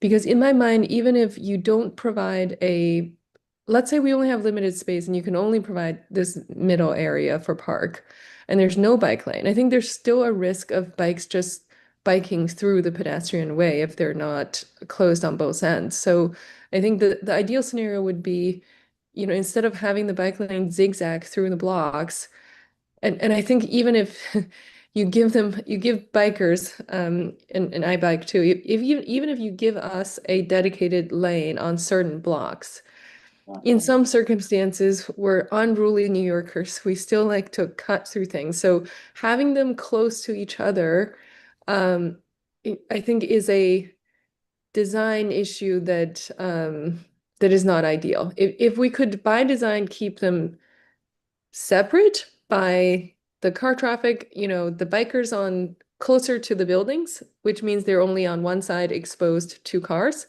and pedestrians in the middle protected by the plants and the blocks. I think that would be a best scenario if I can dream about this from no limitations. But understand you're constrained on all kinds of stuff. So that's my ideal scenario. Okay. Yes. I'd like to offer a motion. Uh, If we're ready, whenever you're ready. yeah, I think, yeah. I wanna come out and speak in favor of, I think we're reducing 2 vehicular lanes. I'd like to come out in favor and say, don't take any more vehicular lanes. And I'll say that because clearly the city in general, we've been moving towards a more pedestrian and bike friendly infrastructure. And we continue to do that. We continue to remove vehicular lanes. On Park Avenue, I mean, you do have a lot of cars and you do have a lot of traffic as it is, crosstown especially. I just want to put this out there. Everyone pretty much in this room is in favor of heightened density, more housing, etc. I do think at some point, maybe you can take them later, but I think at some point you do put a dampener on deliveries, on getting materials into the city, on moving materials back and forth. And I think that does have an indirect impact on what it costs to build. So I just want to. All right, let me jump in with some thoughts and then, you can think about the motion that you want to make. But I would probably, I don't really want to lose the discussion that we had here. So I would like to accommodate the comments that were made, but recognize that some things can happen today and some things can happen in the future. That this is a very time-sensitive project because the work has to happen at the time that the train shed work is happening. So, but we can say, I would do this. I would recognize that our preference is to only have the medians be pedestrian spaces and not try and blivet the bike lanes and the pedestrian in one zone. But that based on the outcome of the traffic studies, recognizing that this project has a long period of time for delivery, to look at replacing a curb lane with a protected bike lane, and also, Charlie's idea that at some point, maybe we don't need every street to be a cross street or a left-hand turn lane or whatever.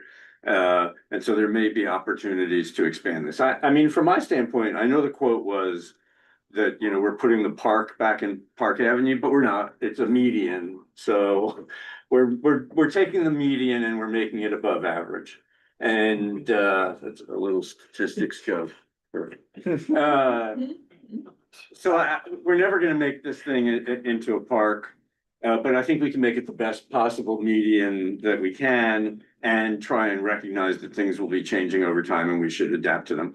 I would also tie together what the concession concept is with the availability of a restroom. To have a cart is one thing. If we're really going to make an investment in a concession program, and, is it a modular bathroom? Is it subsidizing private owners to make a restroom public? We talked about this when we did the Flatiron Nomad license.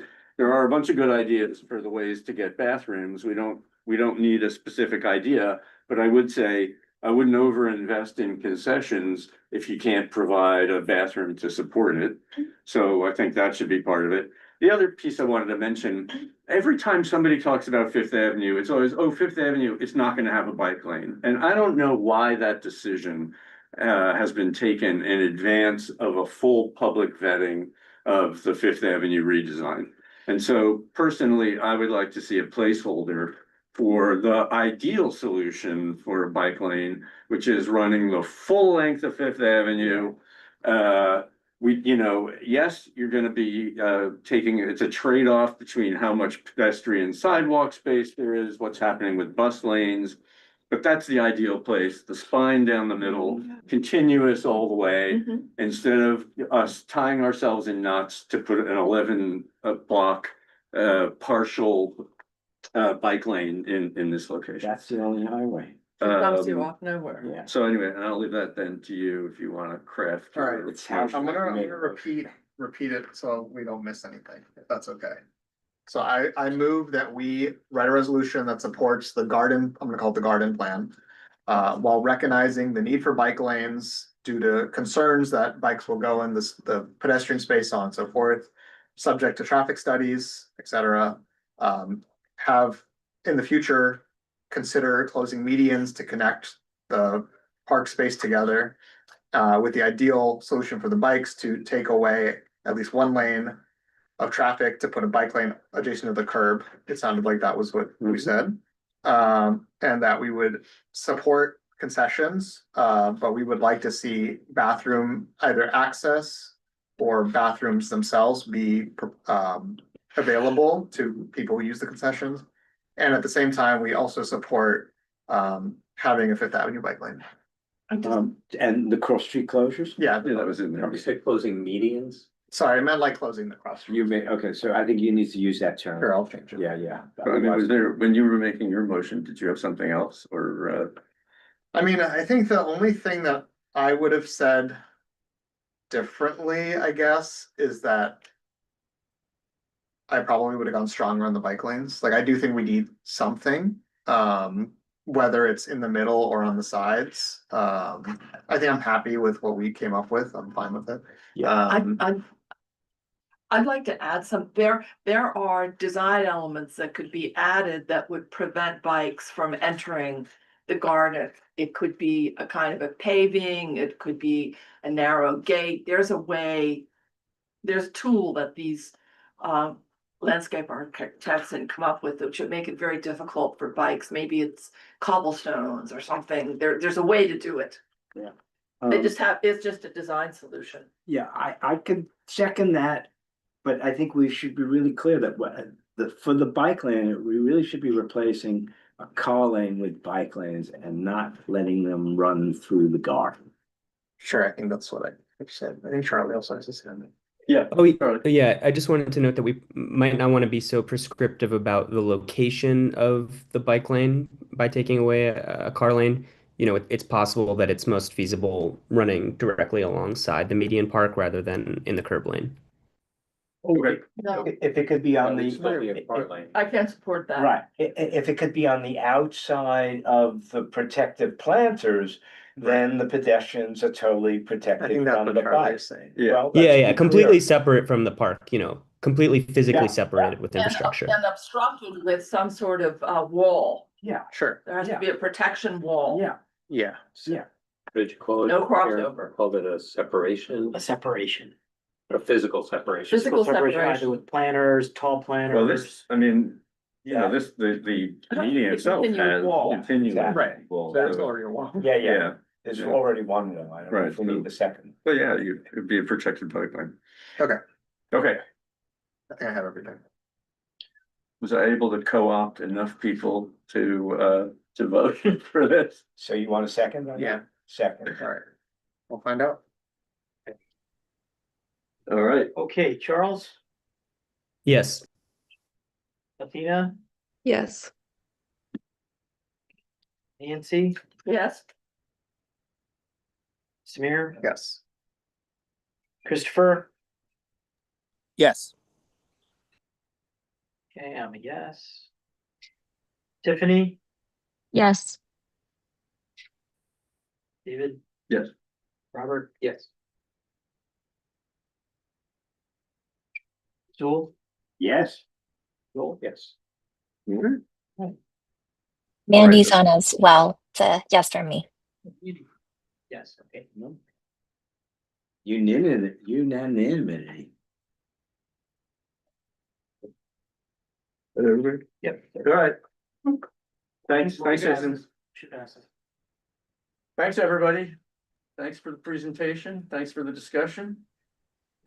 Thank you so much. We really Thank appreciate you. the dialogue. This was really helpful.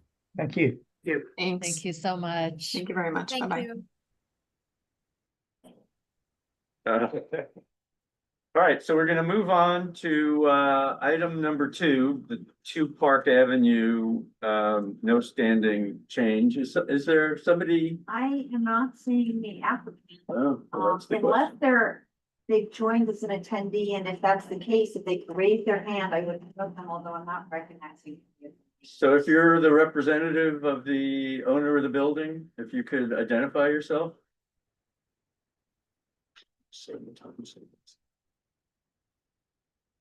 Nope. No show. All right, so we're gonna strike this from the agenda. Is there a window of time that we'll be missing, or is this just, the whole thing is It's a, pending? you know, it's a discretionary application, so it's not, there's no time limit. Right, okay, all right. That's twice, Yep. all right, Time they've skipped. yeah. Yes. So we're gonna move on to the street co-naming.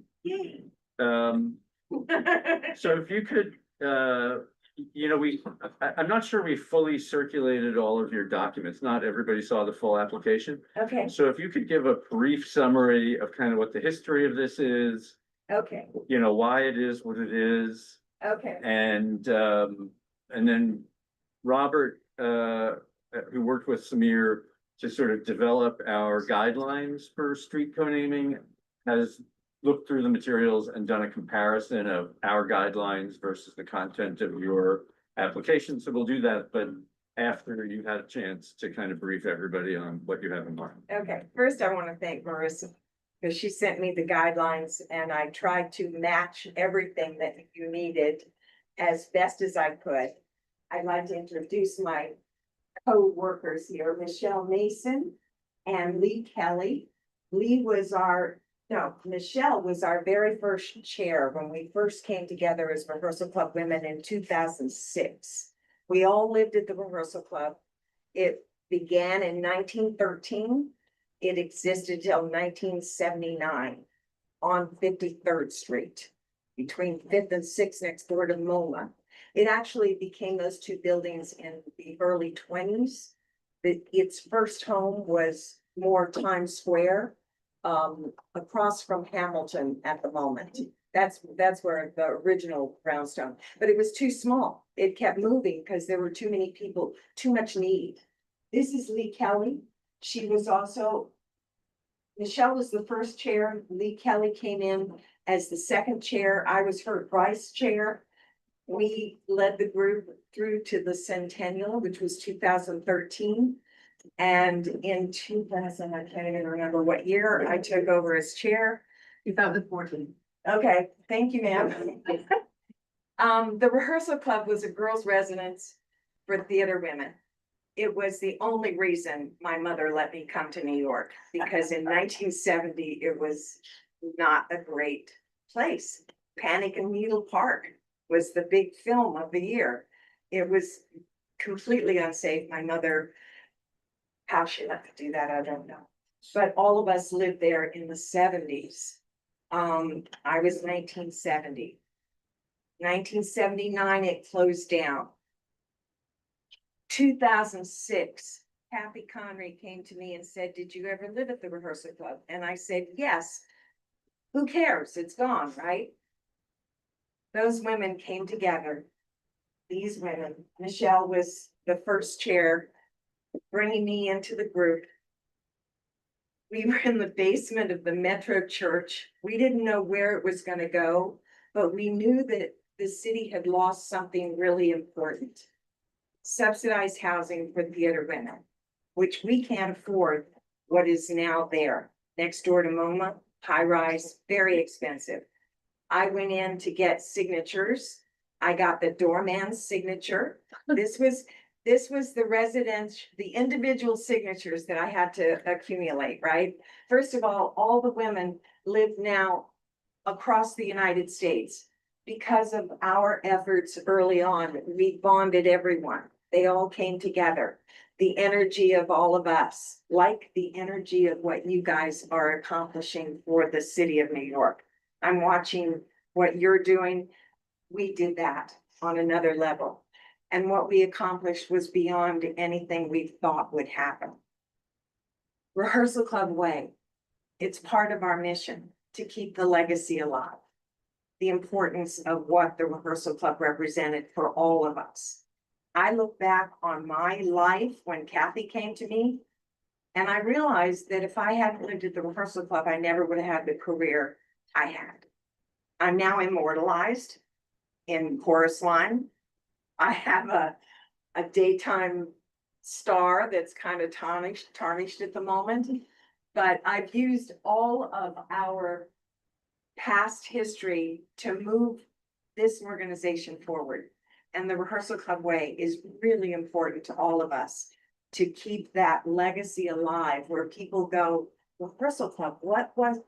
Nobody knew what the Rehearsal Club was. Every time I said, have you ever heard of the Rehearsal Club? Stage Door was written based on the Rehearsal Club. It was called the Footlights Club, but the author, Edna Ferber, moved into the Rehearsal Club to get her characters. That's how far back it went.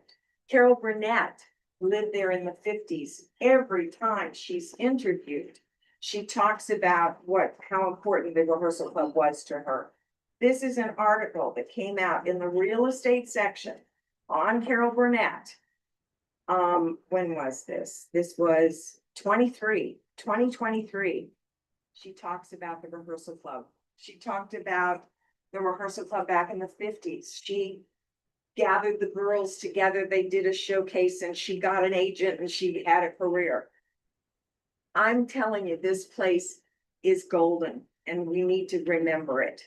And Rehearsal Club Way is a small thing for you guys to do, but we would be honored if you would do it.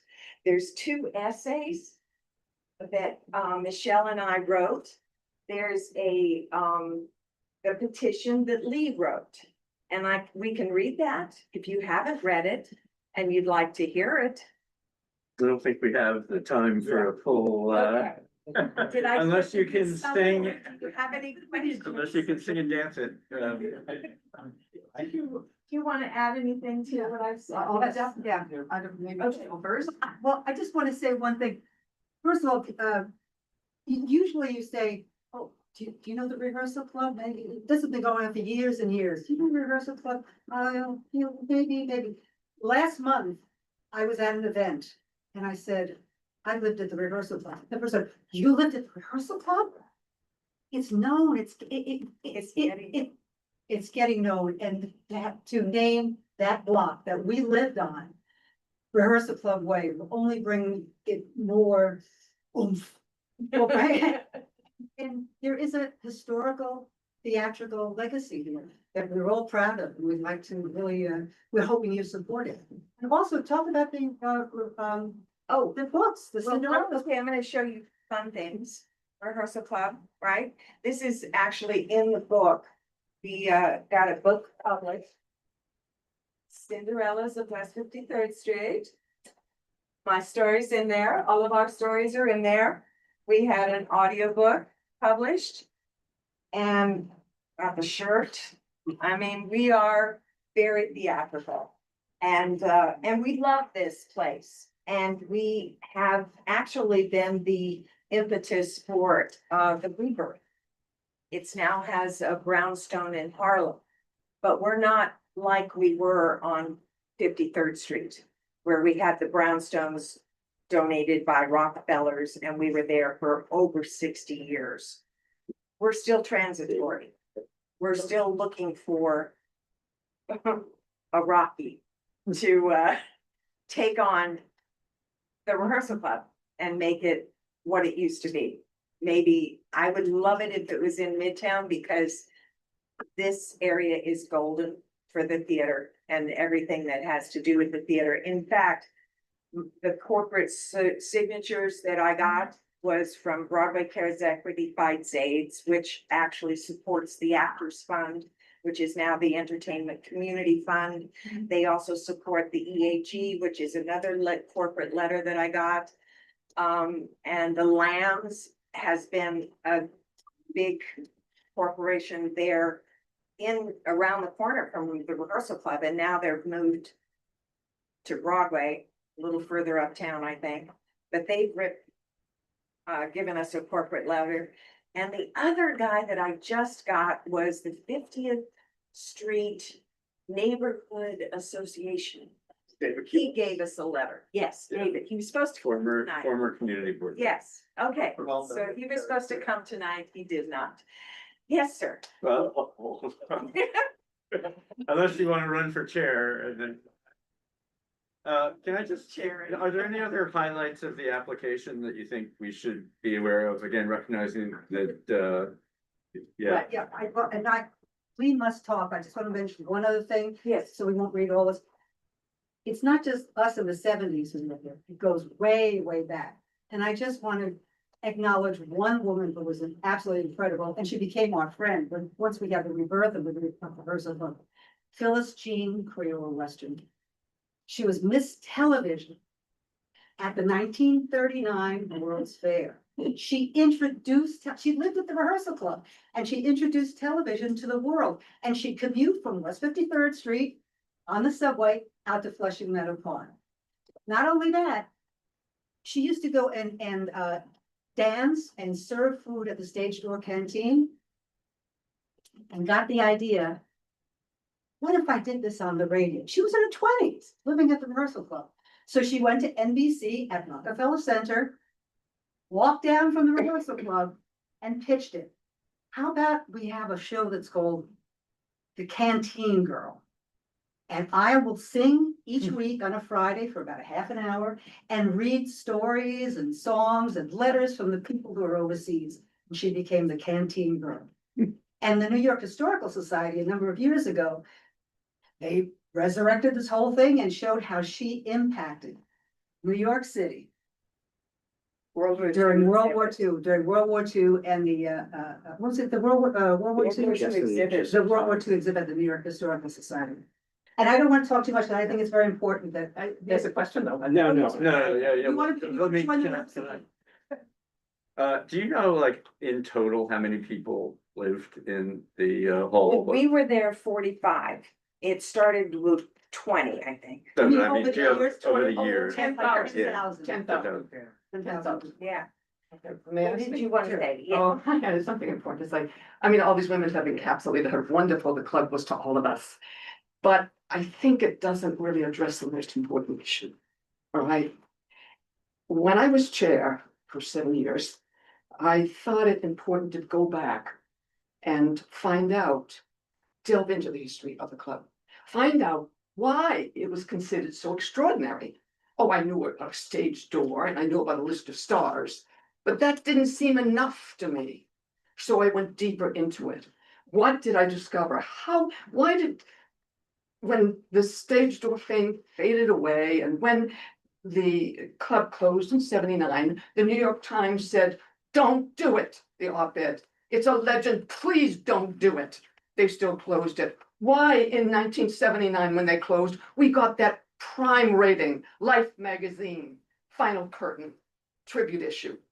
There must have been something more, and there was. So I went back and I thought, okay, let's go back to the times when we were founded and to the women themselves. And this is what I found, okay? First of all, the Rehearsal Club wasn't even supposed to survive. No one would have given odds. It opened in a part of the town that everyone shunned the people who lived there. The police wouldn't go in, cops wouldn't go in the neighborhood unless they were raiding it. But two older women decided, and this was the beginning of the women, the people, the extraordinary women who went beyond the idea this is going to be a residence for actresses, to say, we need something that will change the neighborhood. And they defied the Westies, they walked through, they opened the club, and they changed the neighborhood. And the girls flooded in. And they themselves flooded into the industry and took over the industry. And through our entire lifespan of that Rehearsal Club, They dominated history. They challenged and broke all barriers. Just every technological innovation they conquered. That Cinderella's at West 53rd Street, that was our TV Guide tribute. Because in the 50s, the golden age of television, the rehearsal club girls were in every show. They were remarkably successful. But again, that's not what was important about this organization. Now and then, because the girls just didn't come in and defy everything. Teenage girls, no education. They came in, no money, and they came in and survived. But they did more than that. They developed such a tremendous tenacity that they went out. If you look at their times, they mirror ours. World War, okay, pandemic, rapid technological change, all right, pushback on women's rights, and precarious economic times to come. They were the greatest generation. We've heard about it. Well, these were some of the women of the greatest generation, all right? They came in. You won't have even heard of Claire Adams, but I bet you a lot of people here remember when I say something, you remember who she was. Because she was a Canadian girl who came here wanting to be an actress, all right? Wanted to get into film. But World War I broke out. And she went home and she said, I can't do it. I can't do it. I want to nurse the men coming back, those boys that I knew. So I'm going to come and nurse. Too young, we don't want you. She didn't listen. She found the training, went back and nursed them until she collapsed. Well, that wasn't anything that she did. Then she came back. She got cast in a film immediately to becoming a Red Cross nurse. If you've ever seen those pictures that are probably still in those American history textbooks, the Red Cross nurse hovering over the battlefield saying you won't be forgotten. Very famous, iconic. Claire Adams got us into the American history books. And she didn't stop there. She didn't stop there.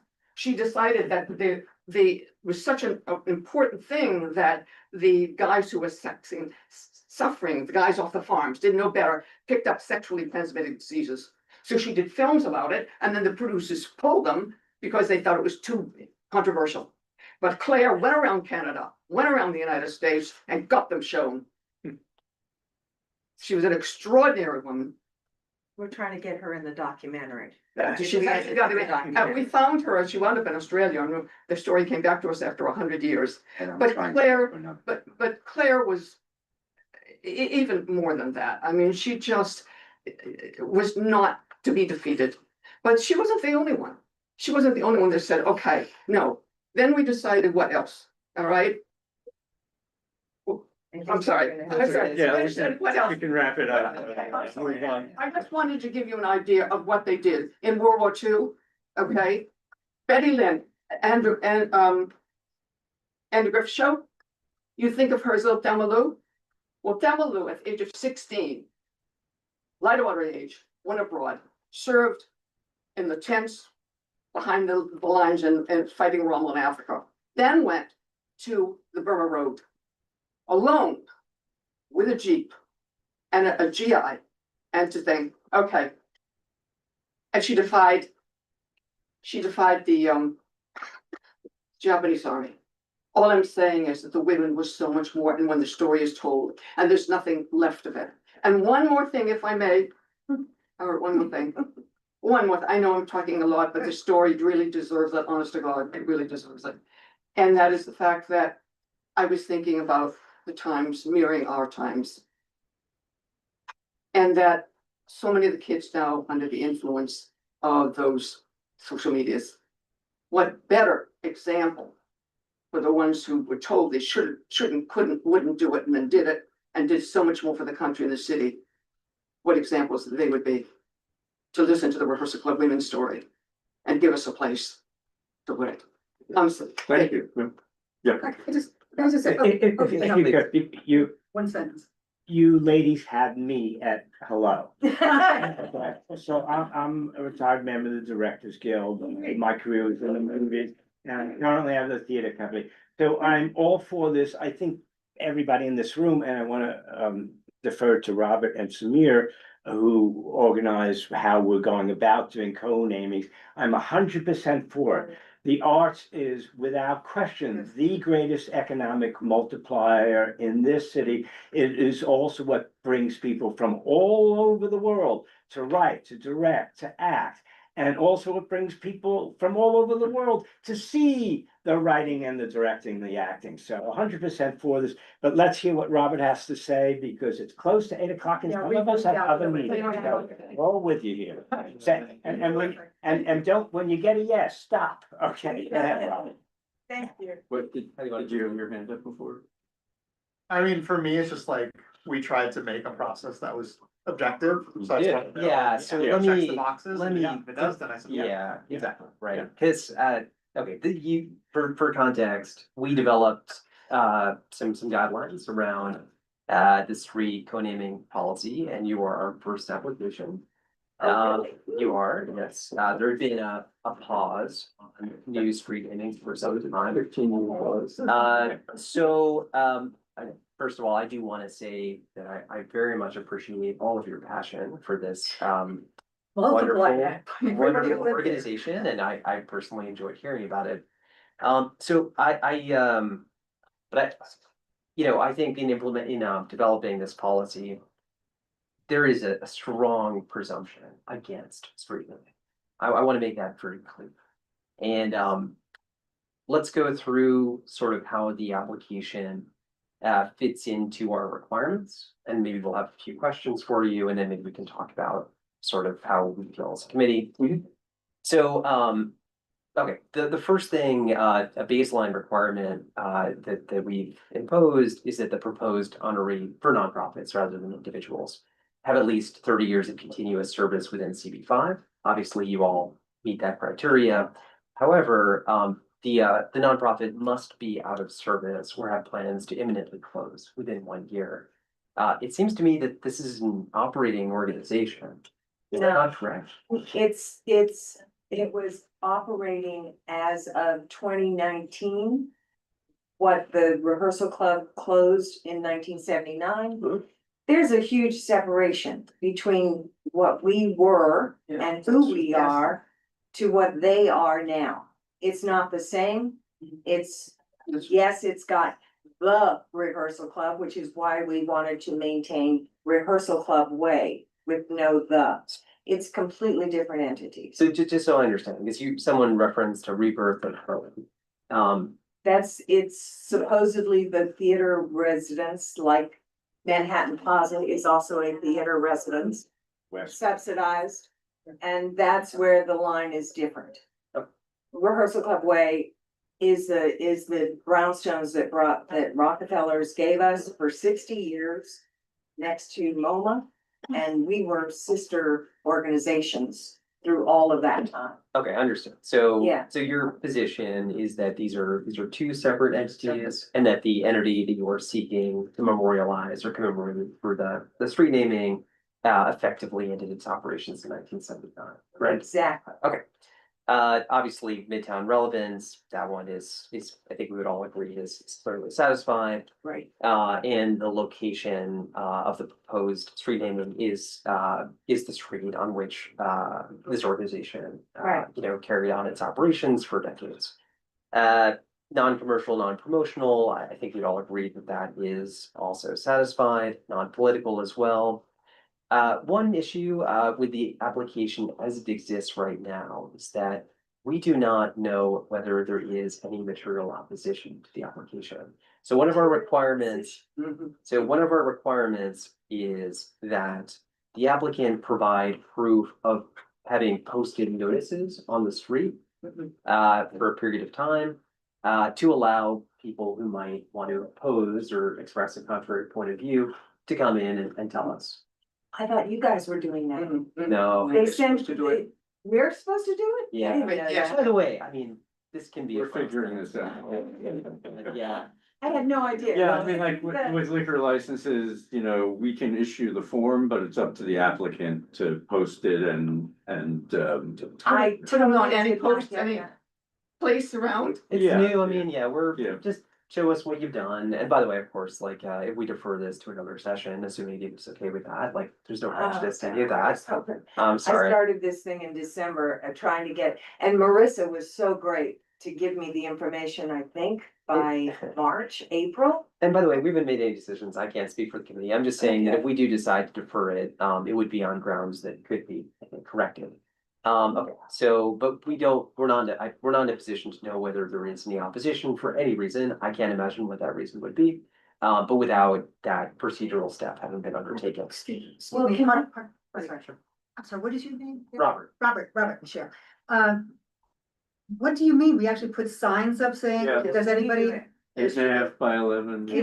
We got the sign. On signposts and. The Whoa, just. Okay, go ahead. We put up the signs and then people can, we have a number. Yeah, they respond to. They respond to you. Let us know. Or ideally they don't. I mean, no one says anything and then we just move on. Yeah, I don't. Can I add in the Sure. signatures that I got, the 75? Oh, so I'll get to that in just a second. Okay. Yeah. The individual signatures that I got were from the most of the businesses. It's a tourist area. So I got the heads of the MoMA's gift shops, both of them. I got the heads of the 53rd Street Library. I got the heads of the cosmetic store over there. I went in and got what I felt, and then the 50th Street David represents a whole area, I believe. Yeah. So I felt I covered those bases with locals. Right, but it's, again, like in the case of a liquor license, plenty of people will come out and say, you know, yes, we want this restaurant to be here and to have a liquor license. But we also want to hear if there's somebody out there that's, you know, doesn't agree. And let me just, I mean, so, okay, we don't know, that's the whole reason for going through the process It's is. public, it's public notice. But I do wanna, we're gonna get to one reason why someone might wanna say no, which is that it's right next to MoMA. Right? And It's on- MoMA was they were supporting us, we support them, they just did they want us, she was so sweet about us doing events at her place. We've been talking. I appreciate that. And she's not against. Yeah, we just need to give people an opportunity.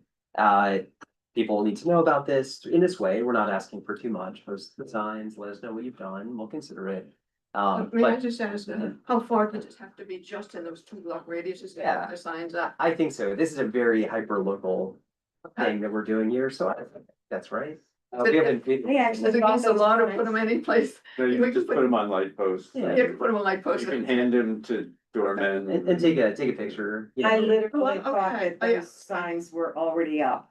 I thought they went up when Marissa sent me the poster. I thought she says, Sorry. I thought what you I made it said. clear that you were responsible for putting up signs and exactly where they should go. Yeah, it's okay. Oh, okay. Did not get Let's that. let's go back to that. No worries, Bob, but the burden really is on the applicant here. I'm gonna say it a couple more times. To us too. That's quite So okay. you just listen to all of our spiel just for the fun of it, Well, it right? was a lot of No, fun. I But it saves you having to give the spiel again when Yeah. you come back. So a couple more things. So in terms of the sign management placement, the location, so is this a major tourist pinch point? I think the answer would have to be yes. We will talk about that as a committee. Nothing really to talk about. The location is what it is. Is it crash heavy or cluttered as it is? We'll have to look at the proposed exact location for the signage. Maybe we can get some input from DOT there.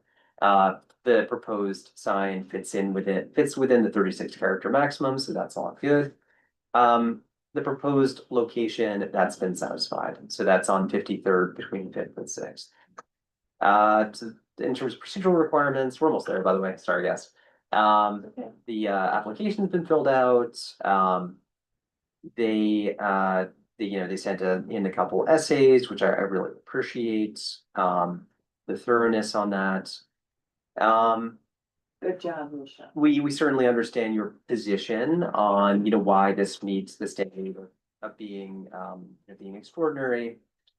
One thing that I didn't cover is that, we do require applicants to show why, street naming is sort of the only feasible means of commemorating the organization. It's the most public. Yeah, I mean, I do note that if in your materials, there was a reference to an existing plaque at the New York Public Library. That was when you had a moratorium and it was the only thing we could get, and Blythe Danner paid for it, so But it's we figured it's there. Where we is might that? as well do it. It's up on a building today. And it's It's there. at the library, it's in the 53rd Street, library. Build an log. I also want to make. Oh, okay, yeah. one Just other let point. me finish. And then Okay, you get more sure, questions later. So I'm sorry. No, that's okay. So, the documentation, you all provided quite a bit of documentation. It was all very interesting. The signatures, if we defer this to another session, I believe there were 75 signatures, but I have to say, it was a little hard to say. It's, some of them are in emails, Okay, well, there were two sets. yeah. One was all the rehearsal club women, which are now national. I had to do emails. My law firm said that those were legal. They have to be under our law here, such as it is. They have to be individuals who live or work within CB5 and are located within a 2-block radius of the proposed site. Is, Now, these Manhattan people, Plaza, see, is where most of the rehearsal club women went to live. they have to live there. They have to live there. They do. There's a bunch of signatures. No, from that's Manhattan Plaza. no. It is CB Yeah, it's different. west of- Yeah. I have not verified the Thank you. 2-block radius, but if you can sort of, I'm sure you can gather 75 if you've not already. You may well have. Well, the But- problem there is, and this is what I felt, why I got businesses to sign individually. Because that high-rise wealthy place, I got the doorman, but he wouldn't let me talk to any of the residents. I know you we're asking a There's no lot. residents. I know we're asking a lot. It's, we're talking about a long-term change in the fabric of the city. It's, we need the 70. We were 60 years. But I And- think. Anyway. And the corporation lambs, if I went and got individual members' signatures, which I probably could get easier than the corporate letter, which represents all of those people, which are neighborhoods in your CB5 So to just, look, and Broadway, all of the Broadway people. I appreciate how difficult, all I want to say is we need 75 signatures I from. think, can I just say something as a point of view, because we do understand in this.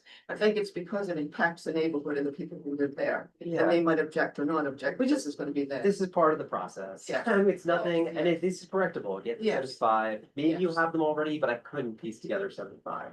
To be honest, in looking at the materials. So I'm almost done, so do you want to go now? Yeah, if you don't mind, my friend Malachi McCord, who I'm sure you all know, recently had a street named in his honor, and we do so many things that involve, capital funding and all kinds of stuff, and we have to be very, very strict and, keep to the letter of the law, in that this is not one of those. This is a very, very simple yes. Okay, well, we'll get, we'll. Thank you. Well, the original yes was It's easy. the original yes was approving the rules, so, Yeah, that was easy. go by that. So, the public notice we've covered, and then the last thing I didn't see was, a simple location map and draft sign text. What? I think we have that information, so maybe it's fine. That I think is We something. were the same site as the Folk Art Museum until they destroyed that architect and killed his. This one, I think. But that's where, and the high rise that's there, that's the location now. I have a question for David and Marisa, I guess. So these, if I remember correctly, they only put one sign, right? So like it's either gonna be, what was on 53rd? It's closer to 6,000. Okay, so you would want it on 53rd. 53rd at 6, not on 53rd at 7. No, Or fifth. we weren't down there. You want it on 53rd at 6. Yeah. Yeah, that we were right next to, we were across from CBS Black Rock. Now it's Black Rock. Yeah, it's no longer, I went in there and it's like an insurance thing or something. You could barely see what it looks like because we have that, but this the rehearsal club. So I couldn't Beautiful tell, place. does the building still exist? I No. don't think so. That's what I- that's what I- And even though it closed 1979, but then it just sat And is there that for where the years. famous picture was of the models? in Yes, the in window? the Life Yes, magazine. yes, yes, yes, yes. They were the residents of the Has a big white hat. And people fought it, and even the Rockettes were gonna. Yeah. Oh, sorry. Are we having to stick to the guidelines? Yeah. We gotta. Athena, do you want to go Oh, ahead? you guys have been listening. I love that. Hi, it's so great to hear the story and thank you for coming in. I have a factual question, which is on whether the Rehearsal Club nonprofit today is related. Well, I think it is for sure related to the Rehearsal Club. We're trying to consider the name for 53rd Let's Street. do it this way. Oh, But go ahead. But what if the entity holding the name today? Well, I guess please help educate me on how we should decide on whether this name currently belongs to this nonprofit, and they are on their website, they're leaning very hard into them being the continuation of the legacy and they're reviving a legacy versus I think what the case you're trying to make is this organization today is a distinct operation away from the original house. It is a continuation in a way. In the thought Because- process. Yeah, It's- because it's it the closed, inspiration. it closed 1979, and the building itself was torn down some years later, it sat there for a while. And then for many, many years, until, from 1979 to 2006, nothing happened until a group of us got together because another person with the Rehearsal Club, our friend Kathy Conley, was gonna be directing Stage Door, which is based on the Rehearsal Club. And because of that, a group of us met at Manhattan Plaza, where residence practice, where some of us live. And we said, we got together and said, did you live there? Did you live there? And all of a sudden, we said, well, let's meet again.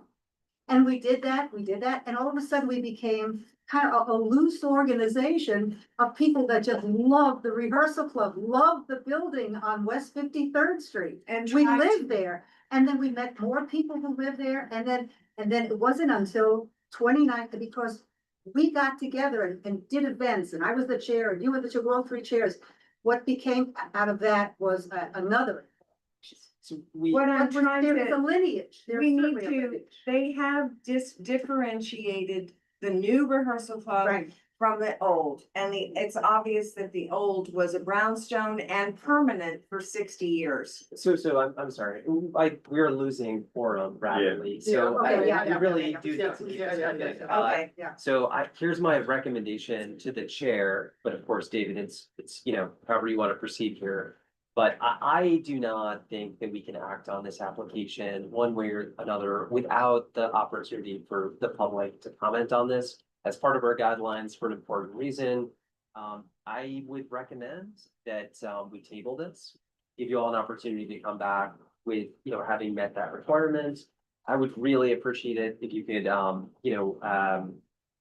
put together, include in your submission the 75 signatures are from within this area. Maybe they're already there, maybe not. You need to get a few more, then just include those in the package. So that we know that those are satisfied, and then at a future board meeting, we can take up the application subsequently. But I think we've kind of covered every facet that I think is relevant. That's my suggestion. It's just so nice to put it down. The question to I- yourself, David, and there's You're most of the way there. six separate This organizations. gentleman. Yeah, And please. Part of this, I just think I didn't understand so the 75 signatures have to be from within CB5 or within the 2 block radius? 2 block radius of this group. People who live around. The 2 block radius of, Of the proposed location.